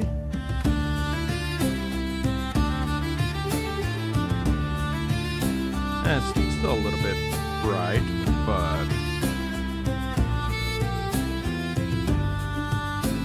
yeah, so it's a little bit bright, but you know what I mean?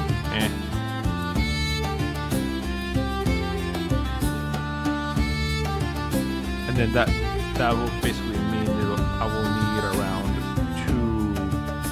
maybe two layers, two coats to fully cover this appropriately.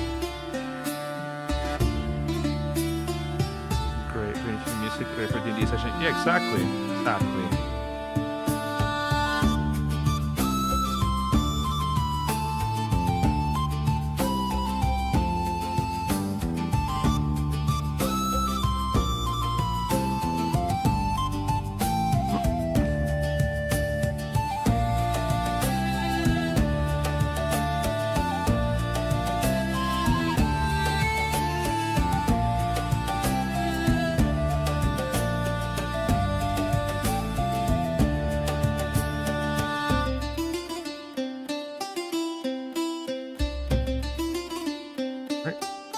And there we go.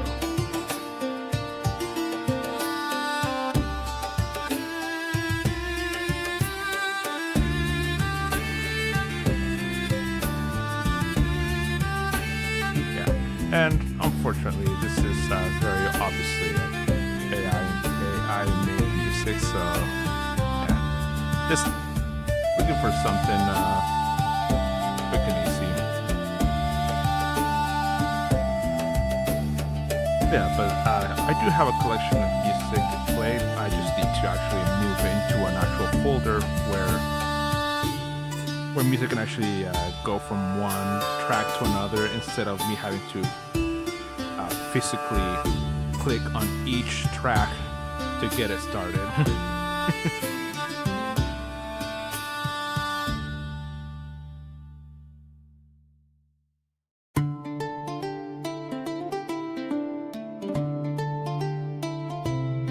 Yeah, but this music, it does sound perfect for a session, for a session of D&D or Pathfinder. Some if those are here that prefer that game.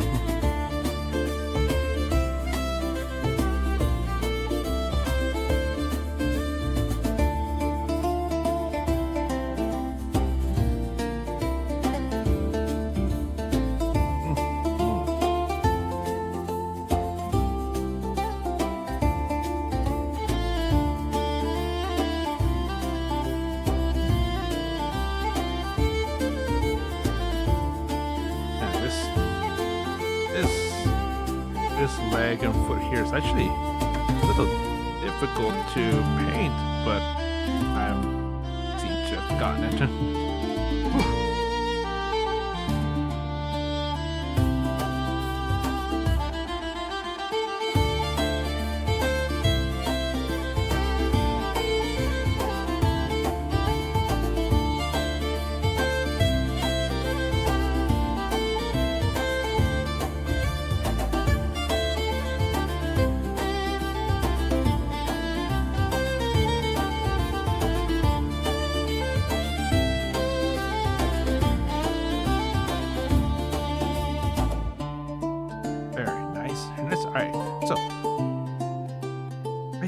the boots have gotten at least a good first coat for the brown here. So wait for it to dry a little bit before applying a second coat. Okay, and let's wash out the brush so you can then paint the character's hair.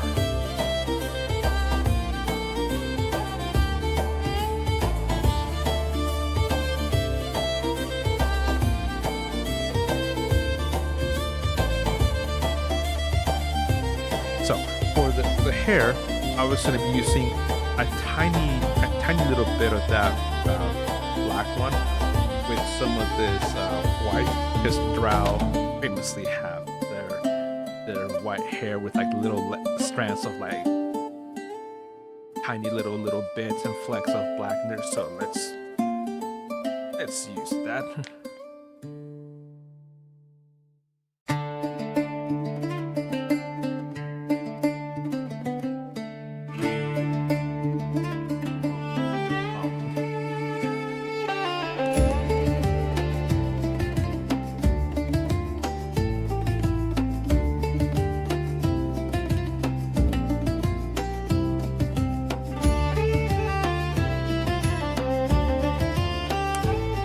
So I put that there from the white.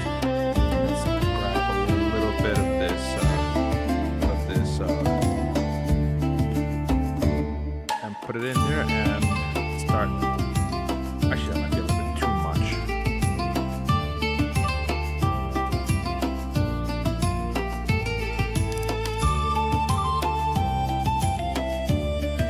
Might be a little too much. Oh, I took a little bit off of it.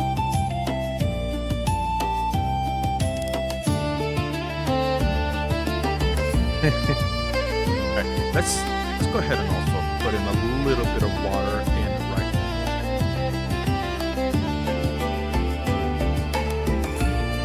Since that white is actually very, very thick.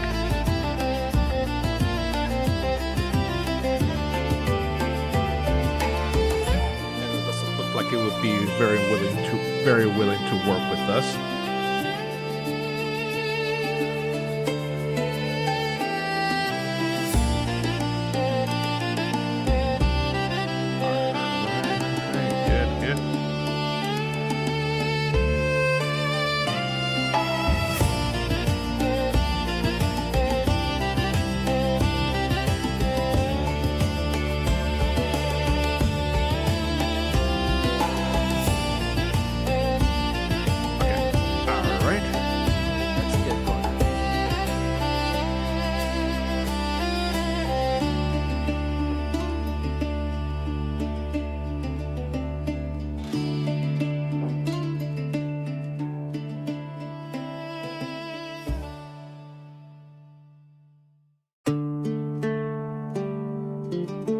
Okay, now onto the hair.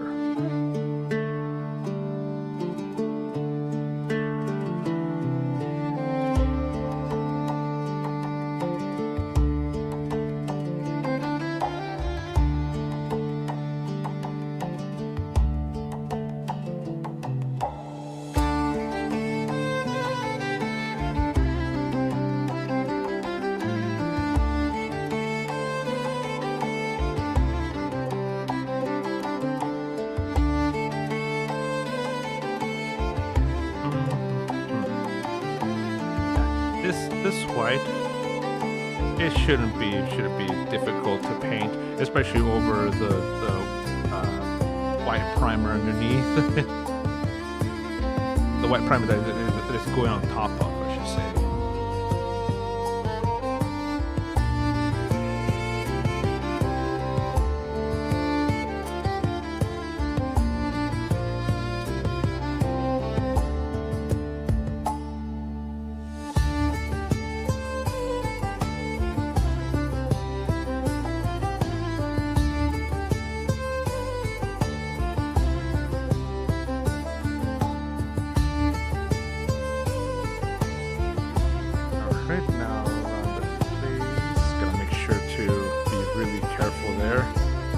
not paint the actual face.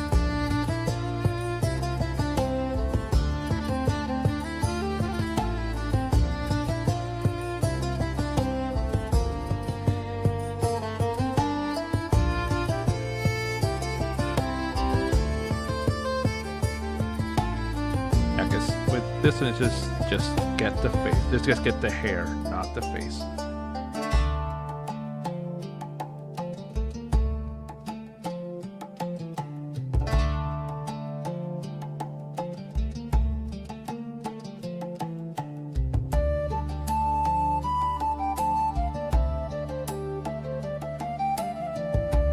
All right. Focus.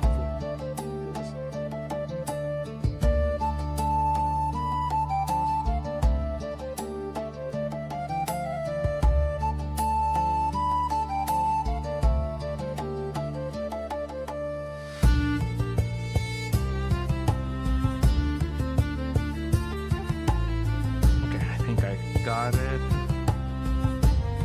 Then go back here more toward the sides, and then we get the crown of the head.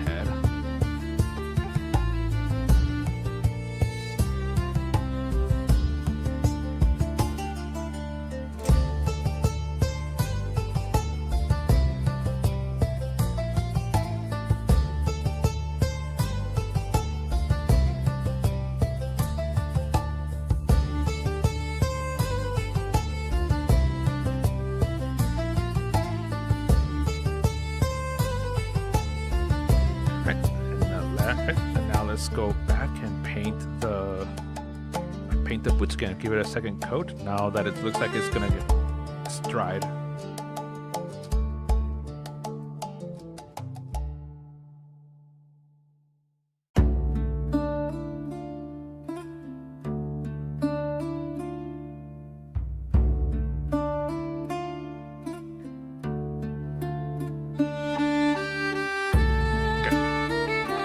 So back to this brown over here. Get a little bit of here on the brush and back to the boots. These boots are made for walking. Right, Apollo? Right?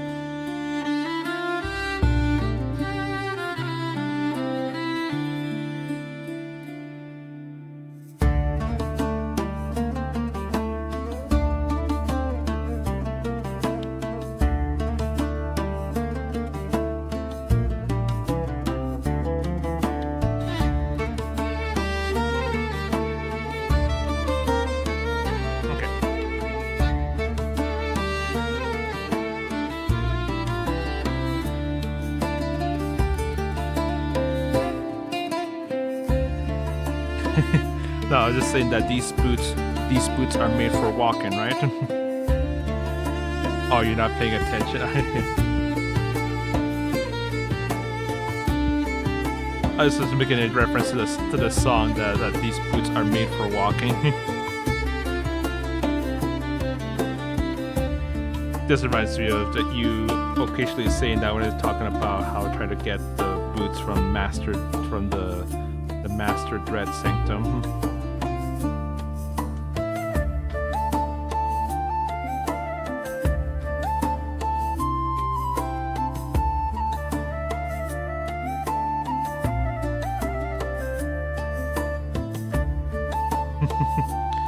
And of course you will not be paying attention. Come on, man. Come on.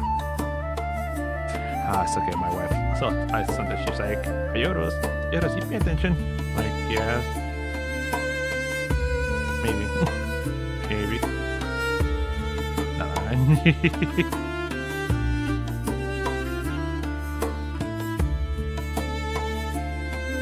And that's what she still do one of these days. These boots are gonna walk all over you.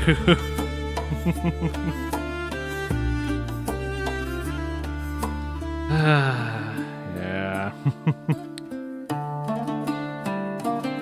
Alright, let's get this in the medial side. Oh, first the front. Remember, you're in Tamriel. Yeah, I know. Yeah, you're in Tamriel. I know.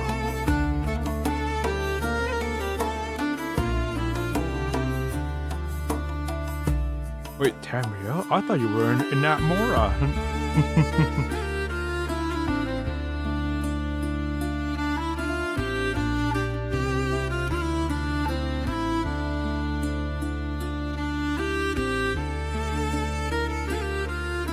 in the frozen wastelands of that Mora,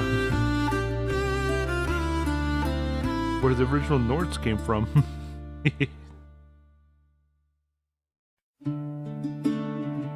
Oh no, I got some paint on the leg. No, no.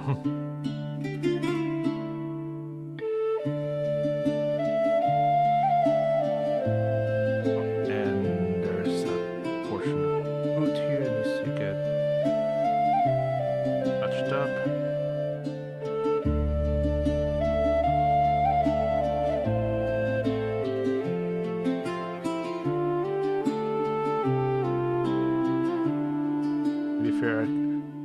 I could be item leveling Neverwinter instead. Yeah, you could. You could be doing that. So when I call upon you for help, you would be Johnny around on the spot, right?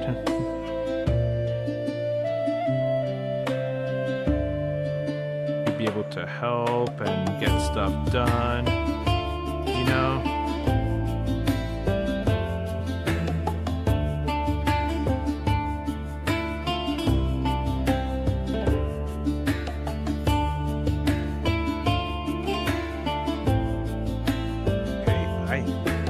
Right, I just gotta wait for this to dry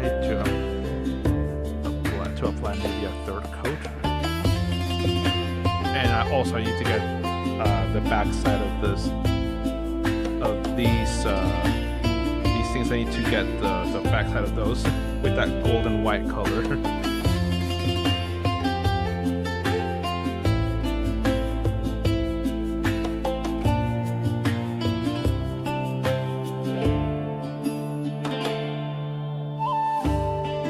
It's like when you could be looking for a healer, I could be exactly. You could be there to help with a healer or a tank or a DPS, you know, that exactly. Now you're getting it. Now you're getting it, Apollo.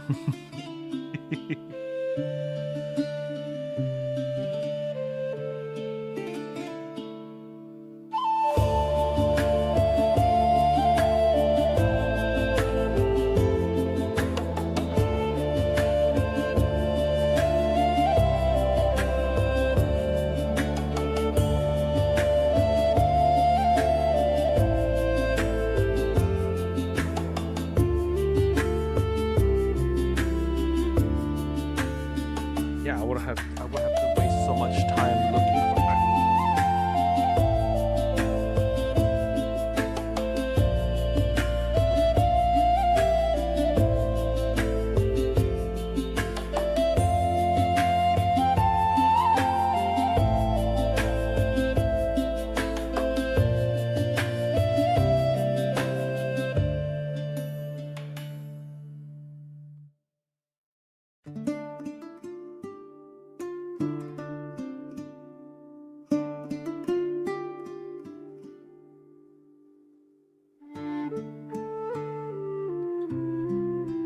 Tank? That's a joke, right?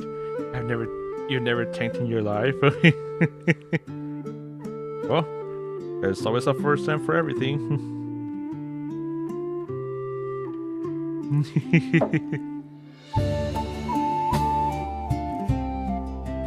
And besides, playing as a tank it's not bad. It's not as bad as people say. It's quite fun actually. This is that some people just have this aversion to it, thinking that it's so difficult, but it's not. All you need to do is just spam the powers and abilities to give you more threat. Make sure you have good defenses, and then know how to raise your shield to avoid big attacks, and then the healer keeps you alive.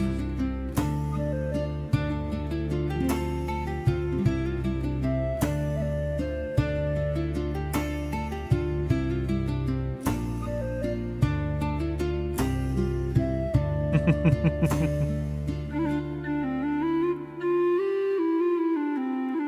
alright, now we get to paint the backside of these.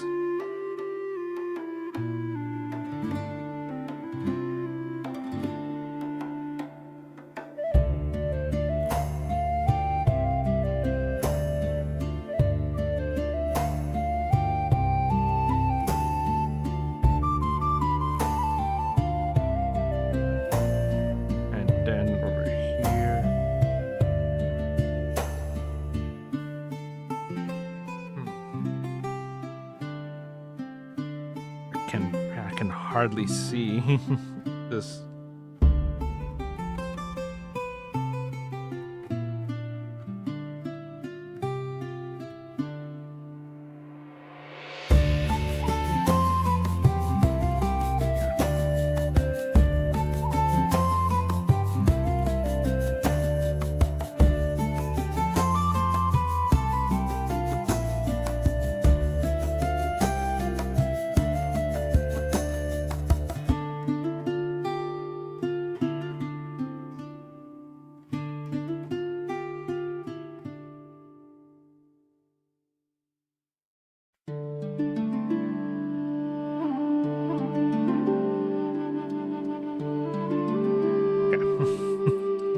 But yeah, like I said, playing a tank is actually quite fun, and it's one of those responsibilities that if something bad were to happen, you can always just blame someone else.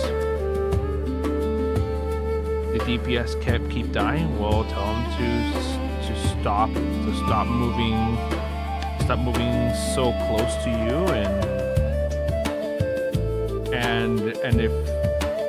and if you keep dying, then the healer just wasn't good enough, or you can always find an excuse here and there.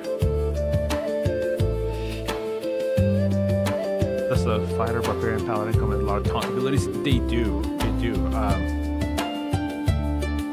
I don't know about the paladin. The fighter, which I have quite a bit of knowledge on. The fighter has one of the at-will powers, generates threat. Not a lot, but enough to get you started. There are I think there are four powers that generate threat, and then there's a class feature, like the little yellow abilities, that if you equip one, it makes so a fifth power can also generate threat as well.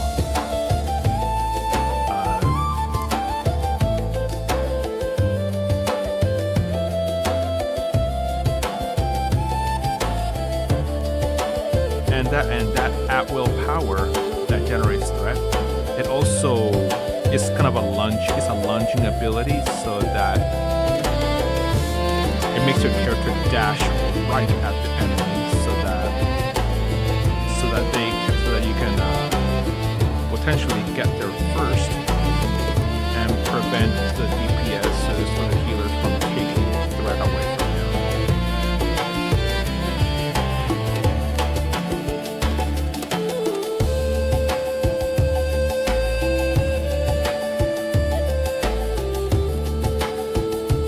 If it weren't for those, then tanking as a fighter, it would be a really sucky job. And I would constantly be wrestling with the other DPSs to get a spot to actually do my job. Oh, but at times there are times in which you are paired up with some DPSs that are actually so strong that you actually have to tell the people, hey, like, let me attack first because you guys have so much threat. you generate so much shit because you're quite literally too good at your job.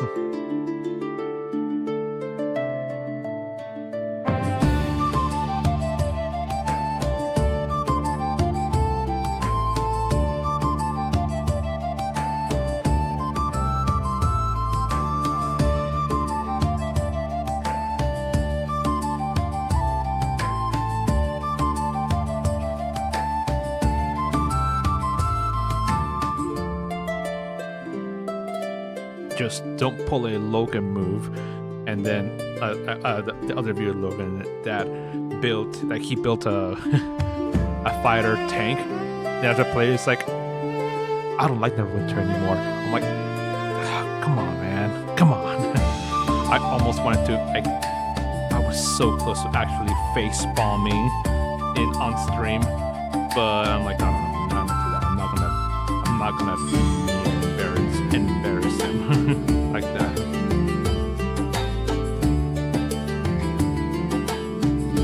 And to be quite fair, I knew that was gonna happen, so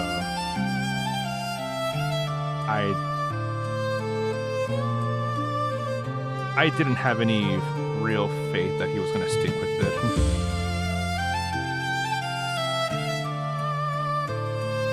Okay.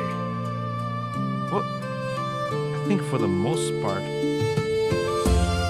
the face needs to be done, but I am not very good at faces, so I think this miniature is finished now.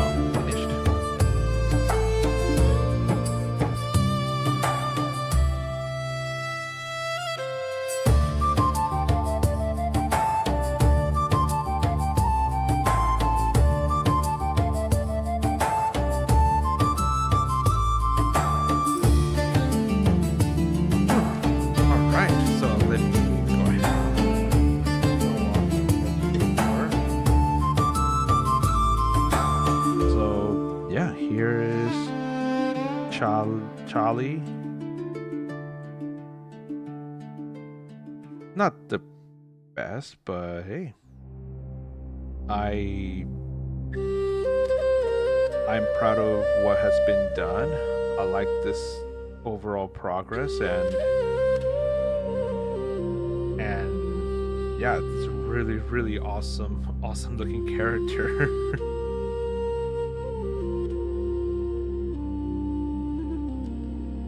Yeah. Man, that turned out really good.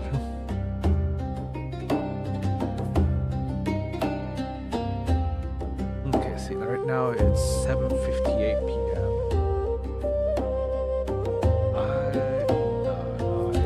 I was thinking, should I paint another? No, I don't have the time to paint another miniature, unfortunately.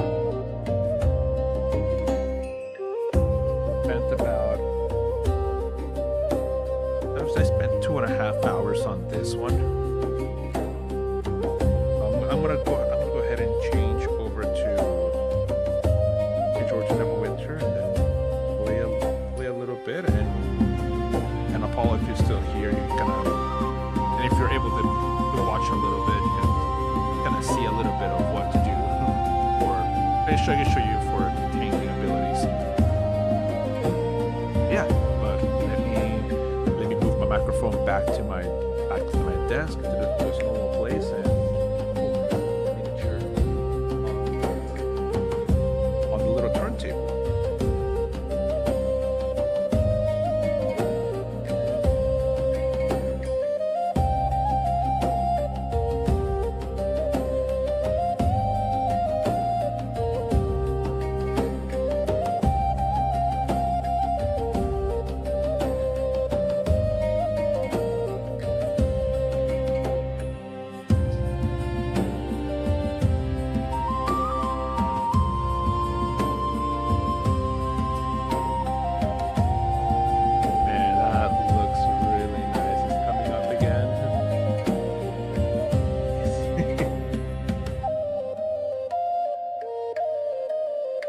Okay, alright.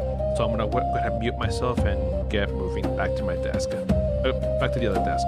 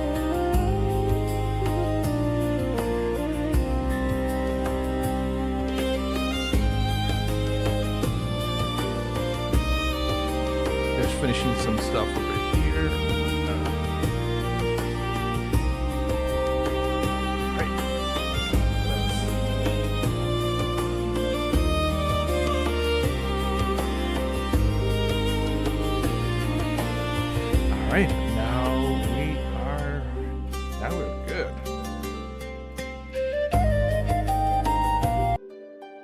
Let's shut that off, and let's continue, and let's move forward ahead with the game, or with the stream. Okay, so let's switch over to Neverwinter.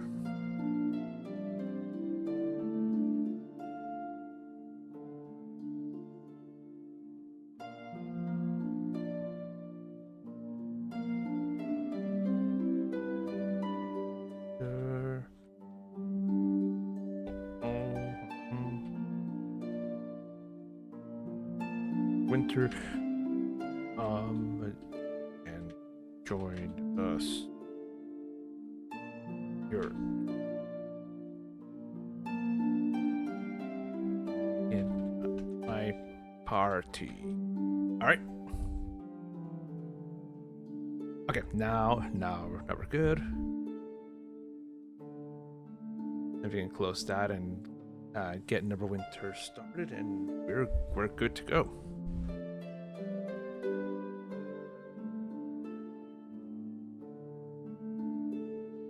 And also, in this entire time, I've just haven't really drank any water, so.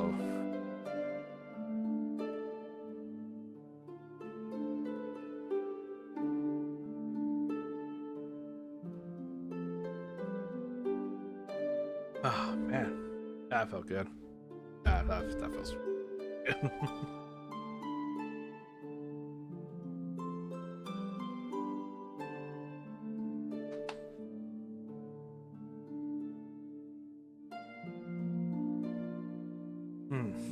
Right, and then we can, yep, I think we can go ahead and change over to, change to the gaming screen. Oh, we can also,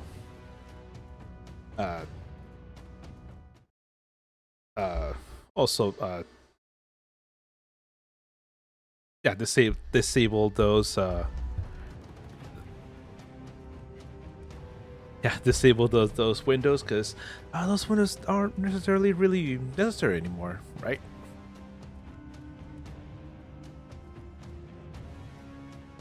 Okay, let's get started. Let's get started. Let's enter the world and do some adventuring, and do some questing, and do some most wonderful raiding of castles, dungeons, and wherever else evildoers may be at. Okay. Open up both of those for the day.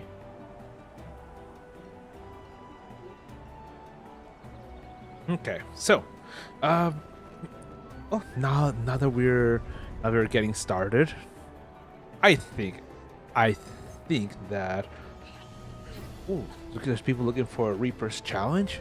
Oh, I wonder what today's Reaper's challenge is. Crackmire Crypts, maybe.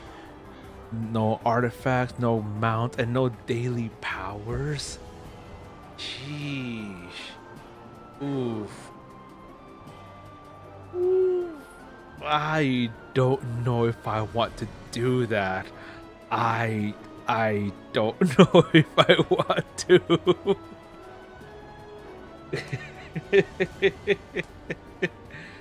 Oh, no. That just sounds so not fun. Oh well. Oh wait, another person looking for a tank or a healer for Reaper's challenge. Nope. All right, so let's go ahead and I'll go ahead and make my own group, right? Looking for more for random events on your queue. All right. Hey, 676, hi, mate, can you open the Zen market and find the Drow race? I tried to find on PlayStation, but nothing. There's nothing like on Auction House. Okay, yeah. Let me write down this, finish writing this message, and I'll check out the Zen store. Star Wars, The Old Republic, ESO, and I'm on a roll with MMOs. Yes, you are. Okay, so just EOS, DPS. All right, and then you said Zen Market. Find the Drow race. You're talking about the Mensoberranzan Renegade, correct? The be in the packs. Oh wait, oh wait, that the pack itself, I don't know how much. I bet right now it would be around 5,000 Zen, because I purchased that one years ago. But right now it's 4,000 Zen because everything is 20% off. But if you don't want to get the pack that goes with it, maybe I think appearances? No, services. Oh, yeah. So right now for just 500 Zen, you can just unlock the Mensoberranzan Renegade, and this also gives you a one race reroll token. Yeah, so 500 Zen for just a race, and if you want to get the race with the packs, which for the pack you would get let's see, wait, for boxes you get the Mensoberranzan Renegade pack, which even though I already opened it up, it has not everything. Yeah, I saw that. Unfortunately, it's not everything. I saw that there are only a few times, like only a few things, like the slaughterhouse packs, not VIP, not all supplies. There is, yeah. Let's see. Yeah. Just the services. Yeah, this is not 20% off. As you can see, there's no banners in here. Yeah, but the packs in here, these packs are 20% off. But yeah, but if we were to get the race, then it comes with another small bag of holding, heavy giant spider mount, moonstone regalia, fashion items. There's Grey Cloak's Legacy, and other items that aren't necessarily really worth it. The Gaunt's Endless Coffer of Pyrotechnics, 24 hours cooldown for a cluster of dazzling fireworks. Yeah. Discard. Discard since I already. Okay. Why isn't it on PS? And the Dragonborn isn't available also? That's strange. That's, yeah. And let me toss these because I already have them in my account.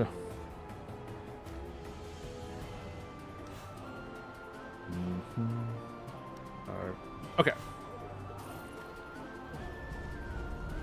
That's interesting. That's interesting that it's not showing up on there. Yeah, but Kitten, welcome back. Welcome back, Kitten. Good to see you, my friend. Yeah. Oh, also, since I totally forgot to do this on yesterday's stream, wait, where is it at? Oh, here they are. I have right here the 32 coffers of celestial artifacts, which I said I was gonna open these yesterday, but I kind of forgot to do it on stream. So yeah, so I say let's go ahead and open these, right? Let's open them. Let's see what goodies, what prices we get. So everybody, all of you that are in chat, please cross your fingers, cross your toes, and let's see how lucky we are. Okay, we have an uncommon enchanting stone and a peridot. Okay, another uncommon enchanting stone, a rare enchanting stone, rare enchanting stone, and a preservation ward. Uncommon enchanting stone, another uncommon enchanting stone, an epic, epic enchanting stone. Okay, only one way to get drow. Pay $50. Ooh. Oh yeah. Well, it should still. Are you sure? Yeah, check again under services. Hopefully, it's under services. Okay. All right, let's continue. All right, uncommon enchanting stone. Okay, uncommon enchanting stone and a preservation ward. We have 22 boxes left. PC's always a master race. Yeah. Uncommon enchanting stone, uncommon enchanting stone, and a preservation ward. Rare enchanting and a preservation ward. A second epic enchanting with a preservation ward. Uncommon enchanting stone. Another uncommon. Rare enchanting stone. Common. Uncommon enchanting stone. Rare enchanting stone. Rare enchanting stone once again. Another. Man, this is the 7th rare enchanting stone I've had so far. Rare enchanting stone and a preservation ward. Another rare enchanting stone and a preservation ward. Rare enchanting stone. Man, I've been getting a lot of those this time. Rare enchanting stone. Uncommon enchanting stone. Uncommon enchanting stone. Another uncommon. Uncommon enchanting stone. And second to last one, uncommon enchanting stone. And then the final one, uncommon enchanting stone and preservation ward. Man. Well. I didn't get that many that good stuff today. That sucks.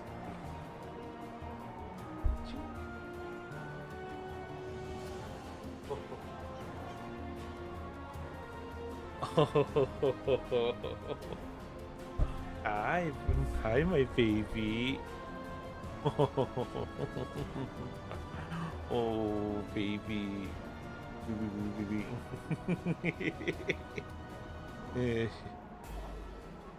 It's like paying $69.99 for the Zen to get level boost with just 50,000. Oh, baby, what is it? What is it? You're a good boy. Oh, you. Oh.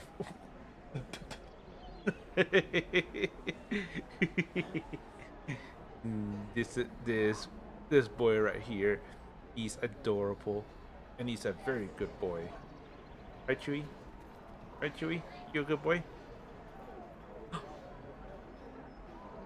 Okay, alright, let's go. Patching things in the winter. Oh man. Yeah, there were some there was a patch. I think it was on either Tuesday or Wednesday, but not as cute. It's a never-ending doggo. Oh yeah. Let's see. Pepe. Pepe. Pepe. Yeah, he's probably busy. He's probably getting loves from my wife or something. So, hence the reason why he's not coming over. Okay, so drop in the shared bank, drop in shared bank, drop in shared bank as well. Okay.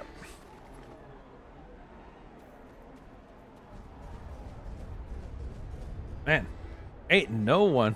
I actually kind of forgot that I sent out the call for people to join my queue group, but no one really came over. So let's do it again. Let's do it again. Do it again. Do it again. Yeah. Hopefully this time we'll get I might get some more people to join the queue. You know, I'm looking to start looking to start River District. Oh, have you logged in already? I don't think. I think I see you yet. Oh.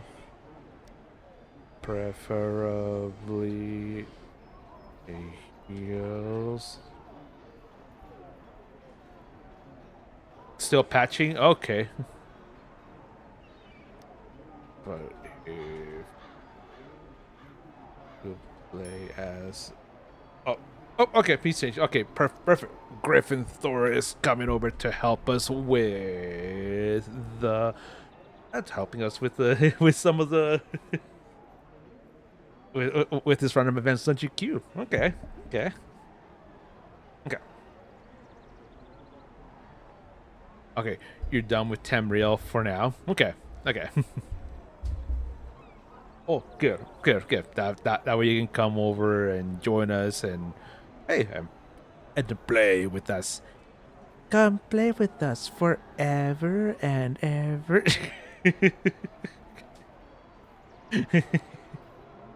Nah, no, no, no, no, no. I wouldn't wish that upon my worst enemy. Okay. Oh, I think that's okay. Invite to Q group. Let's get that going. And let's oh wait. Oh. Looking for for 3 DPS for Random Events Dungeon Q. Depends on your definition of play.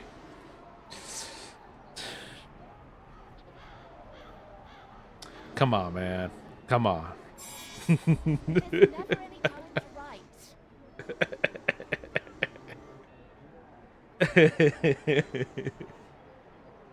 Okay. Well. Oh, man, ain't no one wanted to come over to help us with this with the random events that you queue. Husband swap Mrs. Euros. Nah. No. Oh, Bodak Cadaver. Jeez. Let me inspect this person. A rogue. Ew. But what's that? What's that?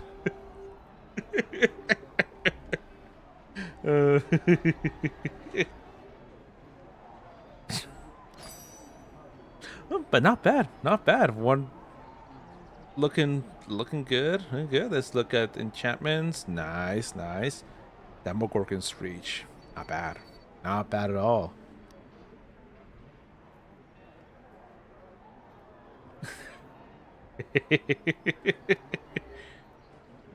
All right. You know what? I think let's go ahead and oh, there we go. All right, ADQ full. Thank you. All right.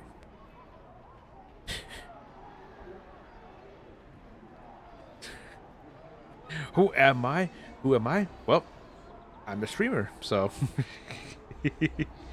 I forgot the. Wait a minute. Who are you? Okay.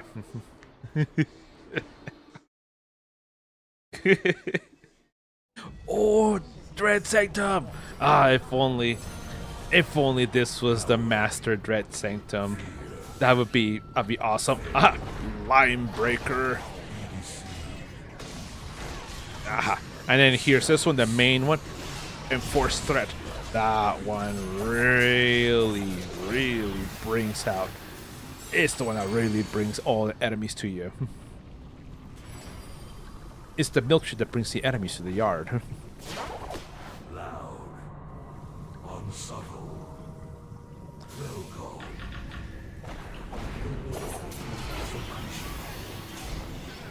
Oh. In effect.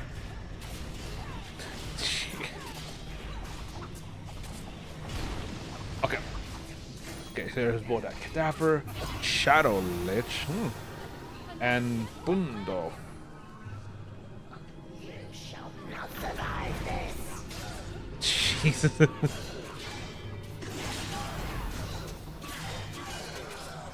Okay. And we jump again.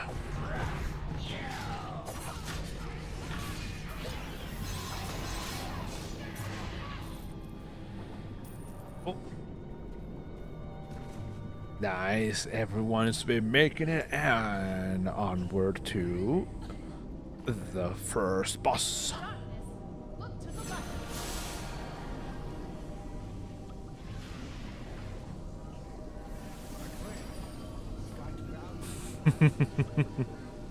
Alright.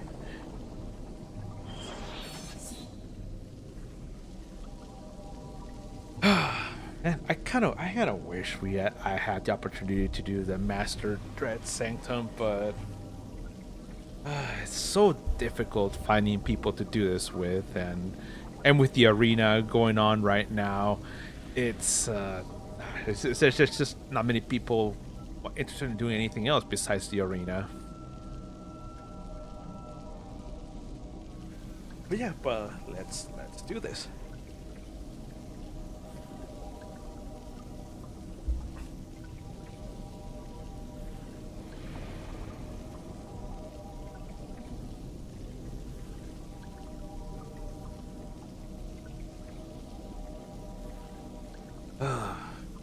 Oh, there we go. Once fell, now improved.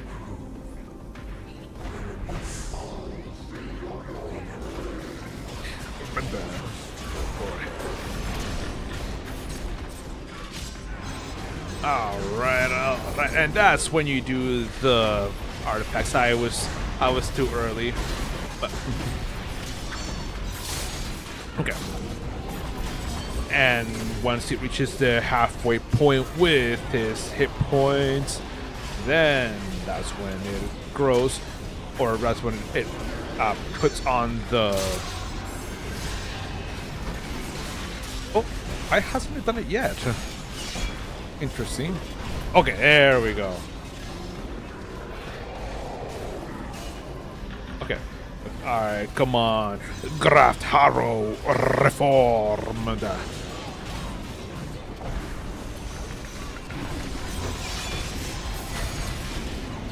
Oh.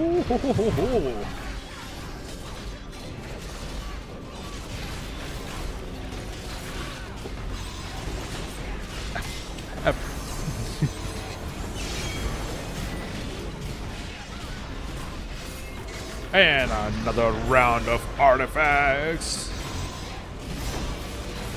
Not bad at all. Oh.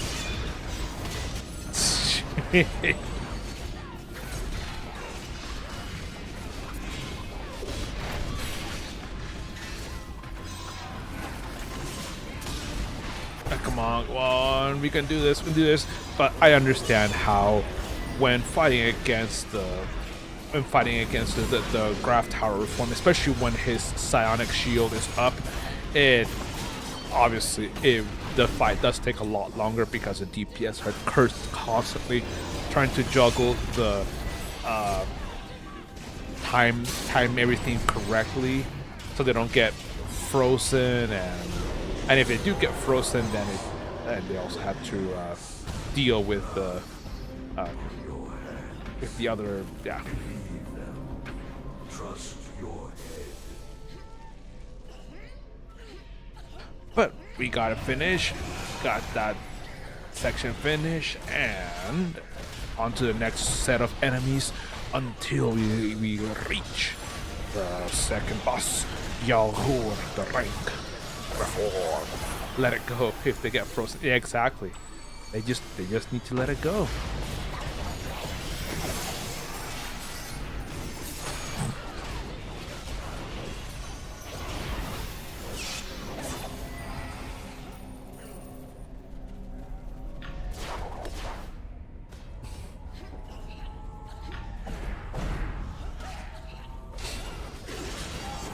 Alright. And over here, there's these other Mind Flare infiltrators. And then there's some more over here this way. There's a few that are camouflaged. And ask the enemies if they want to build a snowman. I don't know if they'd be interested, but I'll ask. I'll ask.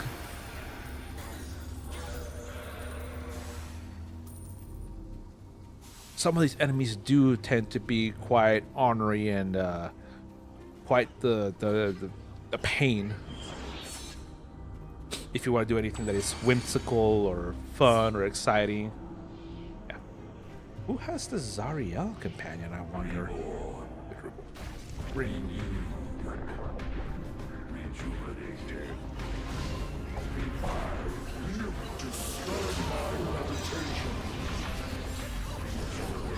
Oh, and oh.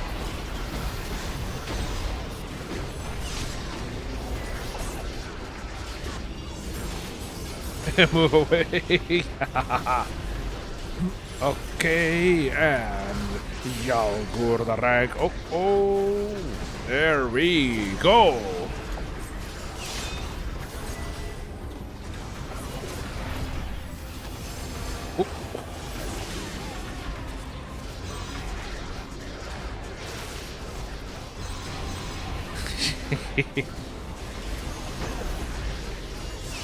Oh. As the enemies in the kill summon. Oh, oh. Oh, oh, oh, oh, oh. Oh, come on. Oh, do I need to...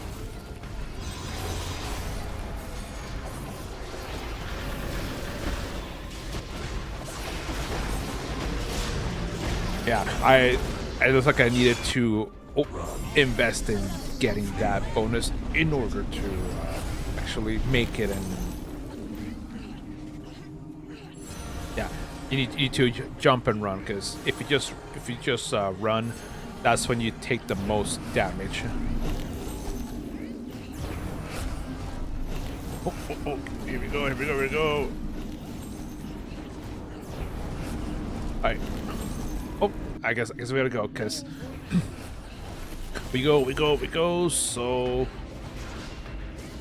there's no, so the other allies don't get a threat unleashed onto them. Oh, and everyone's back,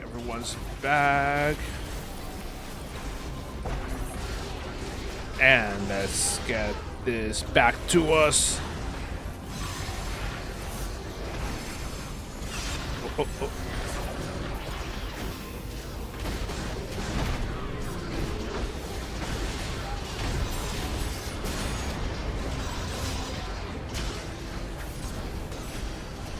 Oh, oh, and let's get this bonus again. There we go.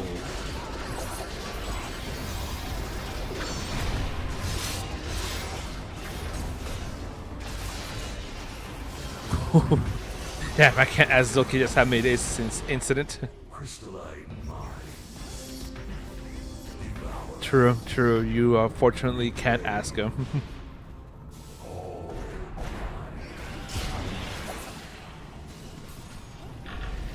Alright. And now onto the final part of the dungeon. He's not here to die in dungeon.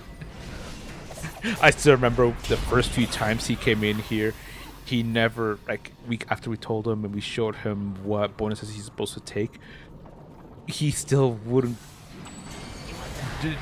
He fully didn't understand what to do, and he constantly kept having all that damage reflected to him, and he constantly kept dying. Oh man.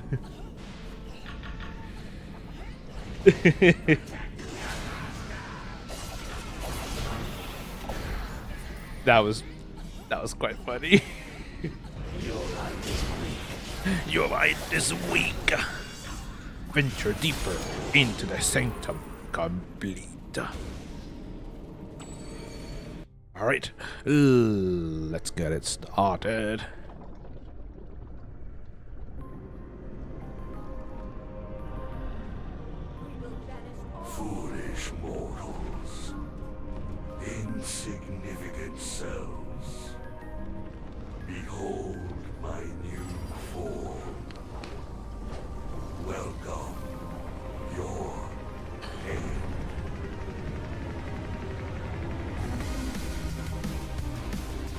Yep, exactly. Dragon!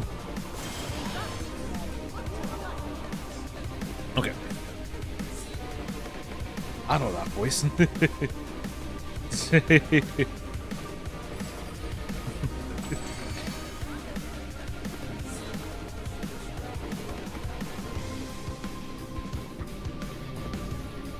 Alright, let's... Oh, wait.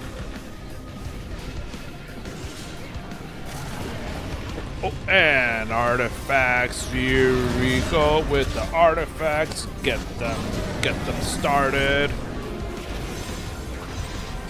Oh, and yep, there he goes with that line of acid breath. We gotta stand away from that so we don't get that nasty damage over time. Okay, Ishigol Garundar. Oh, nice, holding that back. I did not get afflicted with that. Oh, and there he was again with another thing of acid breath. So we move this way to avoid that constant damage over time. And I got that tentacle got me, and Ishigo is now moving away to begin phase 2 of the battle.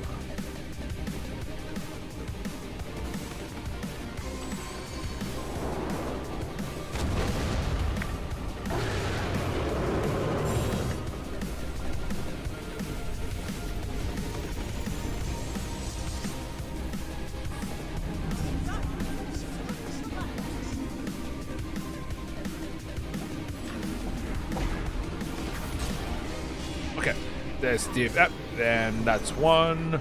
That is 2, 3, and 4 done. The aspects of Demogorgon, and the 5th and final one. And once it's defeated, then we look to see. That corner. Yep, there we go.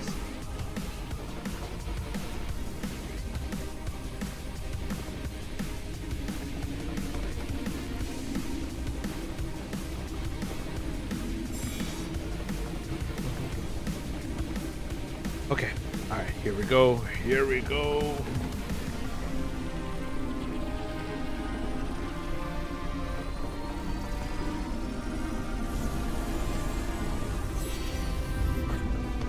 And here we go. We successfully avoided that effect, and we now. And now I pull Garundar to another space over here, and that way the rest of the party is now free to get Garundar, Ishigo and Garundar combo.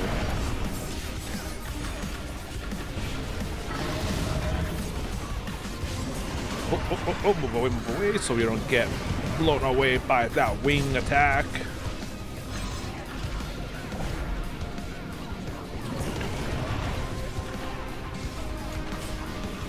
Out of all the boss fights, this one actually has to be one of my favorites in the game, because the soundtrack and also just how there's so much in this fight.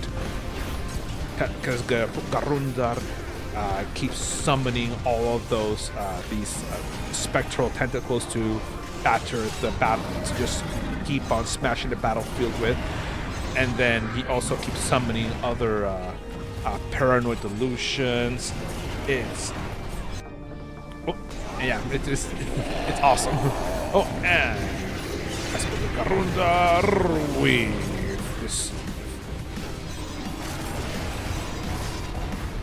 now it's done, and now we partake of these crystals, and now we defeat the final aspect, the remnant of Ishigor, as it is shown in here to be a pug. Oh no, there's someone not. Okay. There we go with the damage. I'm like, what's going on?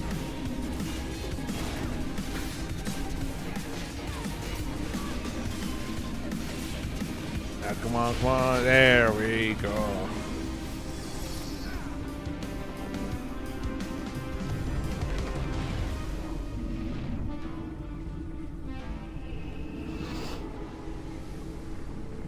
Yeah, Adamaro Griff said we almost failed that. Yeah, we almost did.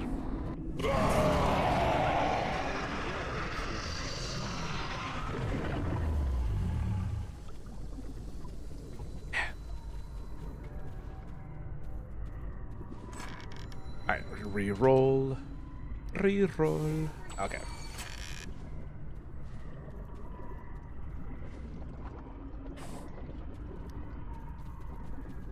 Oh yeah, and I don't have, unfortunately, I do not have enough faster diamonds, campaign currency points to purchase another key to that chest, so that should be good. All right, so I will be right back because I go to the restroom, so be right back, everybody.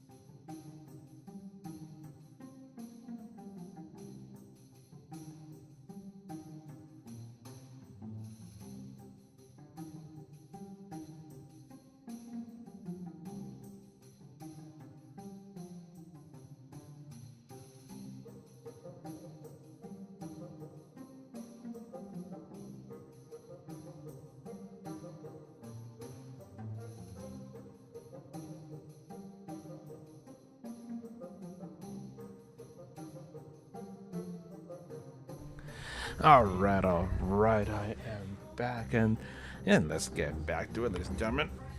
So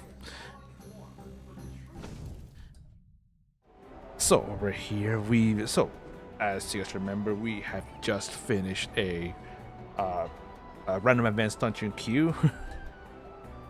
I was thinking about Master Dread, and I was like, we just finished a Master Dread. I was like, no, we did not do that. We just finished a random advanced dungeon queue.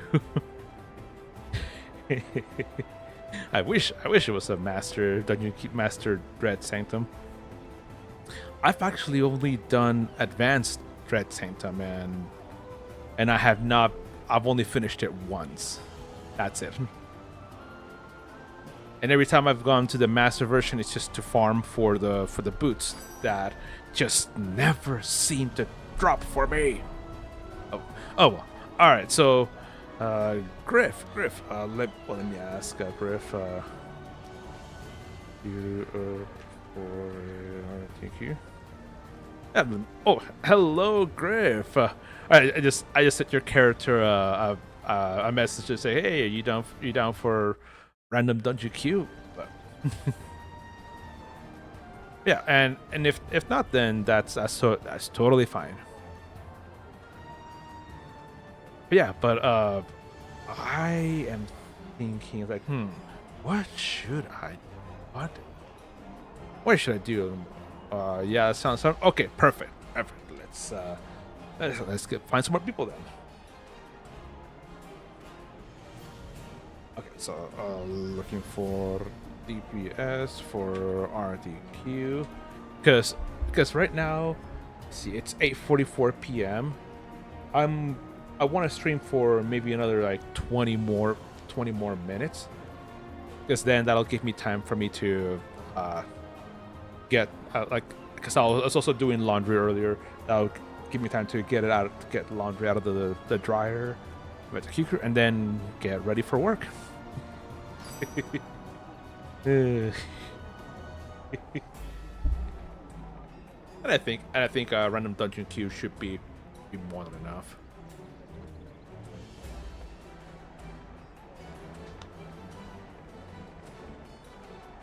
Yeah, and yeah, that'd be it.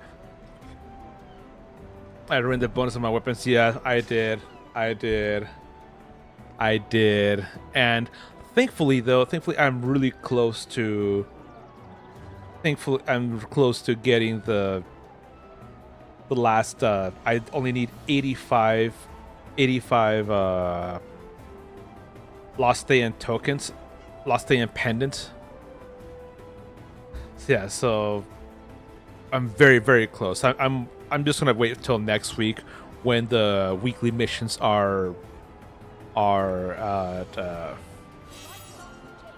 what's it called?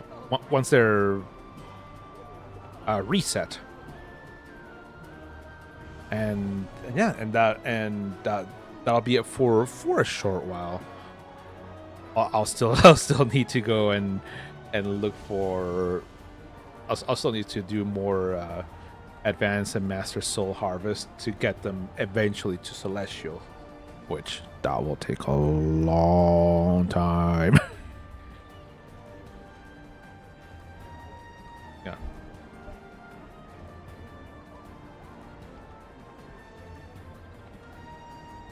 Okay. Yeah. Sorry about that. I thought that I swear I thought I heard my wife was calling me. Okay. Well, let's try it.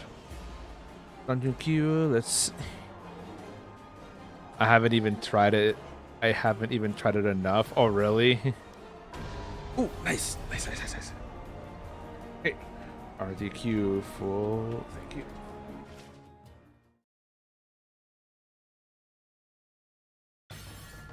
Ooh, Frozen Heart. Not bad. Not bad. Oh, man. You. Thinking of when I saw the Frozen Heart and I seeing ice, seeing all this, it just reminded me like, oh man, I want ice cream. I want ice cream so bad right now. Some Ben and Jerry's, especially means we have new people. Oh, really? Okay.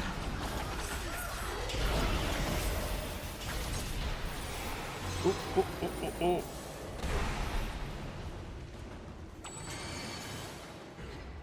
That's us. Oh no, I fell off. I accidentally jumped off. Oh, yeah. I accidentally jumped up and one of the DPS followed me along.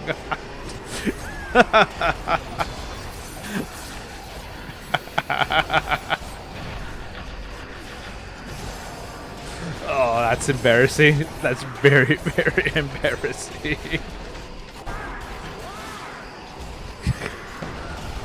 Okay, all right. I'll stay over here while you DPSs go and get Gus the gut cruncher. All right.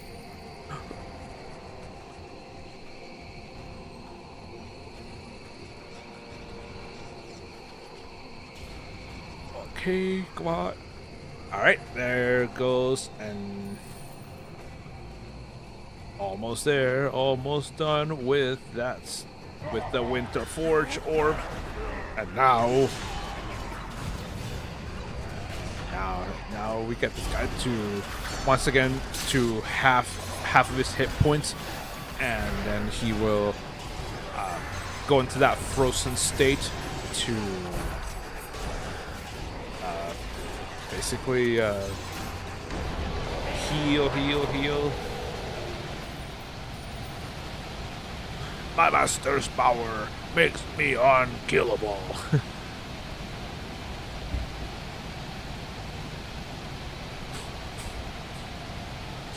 Okay. Well, thankfully the party members here are able to quickly get that done. And I just wait here, wait. And looks like they're almost done with the Orb of Winter Forge, and thankfully he did not fully finish healing, so that is a good amount of damage. And also we got the artifacts.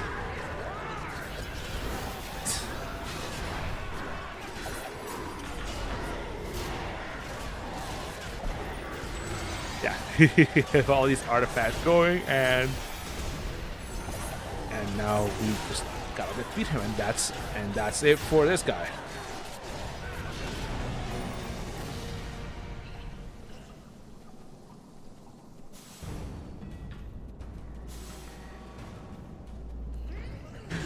These pink skins be grassed now.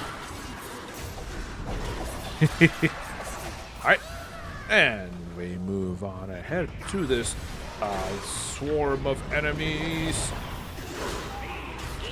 Keep them here with me.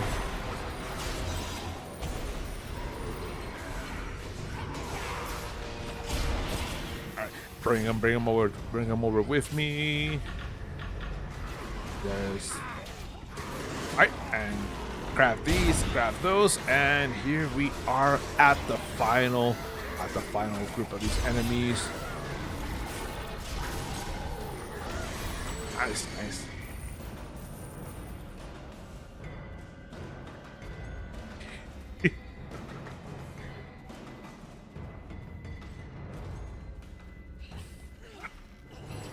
Crush them, ice things.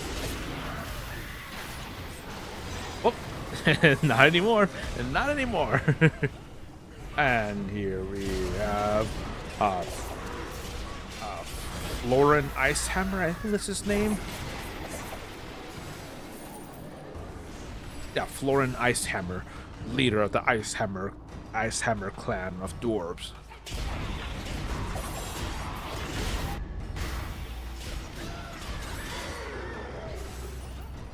And here is the next boss, the Winter Forge Golem. Oh, and let's activate the artifacts. Oh.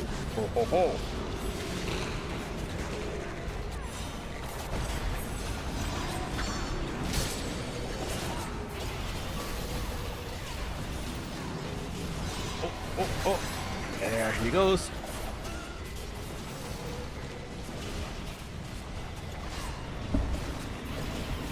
Right, there he goes. There he jumps, and oh, he got me with that one.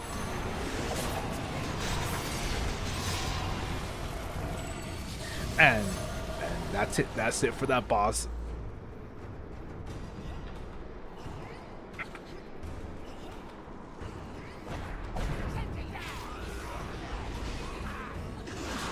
Alright. And a whole lot of goblins, a couple of trolls. Nothing bad to deal with.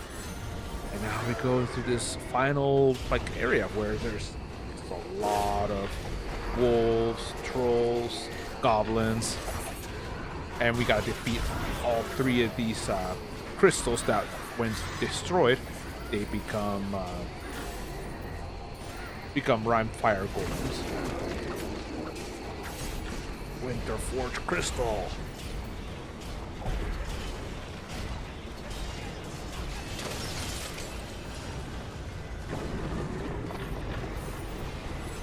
Alright, come on, Ryan Fire Golem. Come on over, come on over.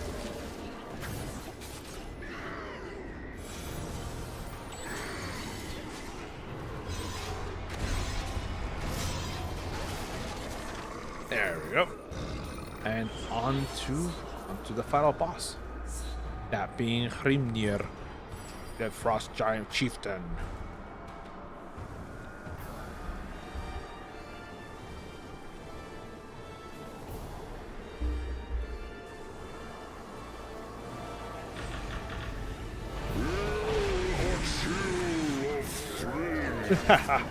Right, and time for the artifacts, so let's get these.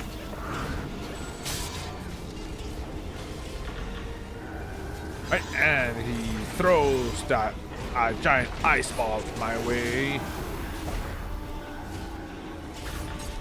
Right, yep, just make sure to avoid all of that. And oh, there we go. Avoid those. And that's still kind of a cool attack if you think about it. A gigantic generates and creates a gigantic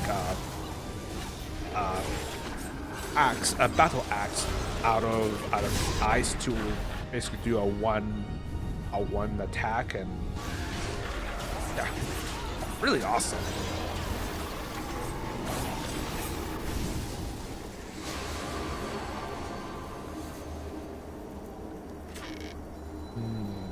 Let's reroll.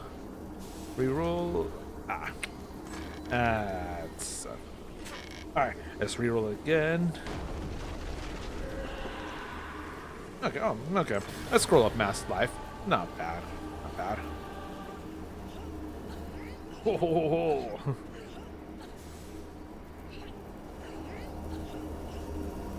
And with that, let's leave.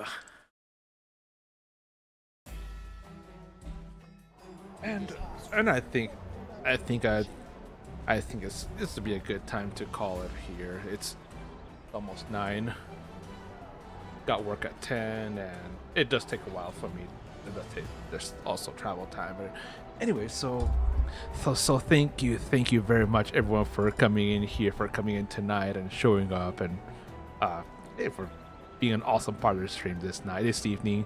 Thank you very much for coming over, and I will see you on Monday for the D&D game. Then, hopefully, I will make an announcement on the Discord for people to come on over if they want to come and kind of chat or show, or just be a part of there. Only here for the Bob.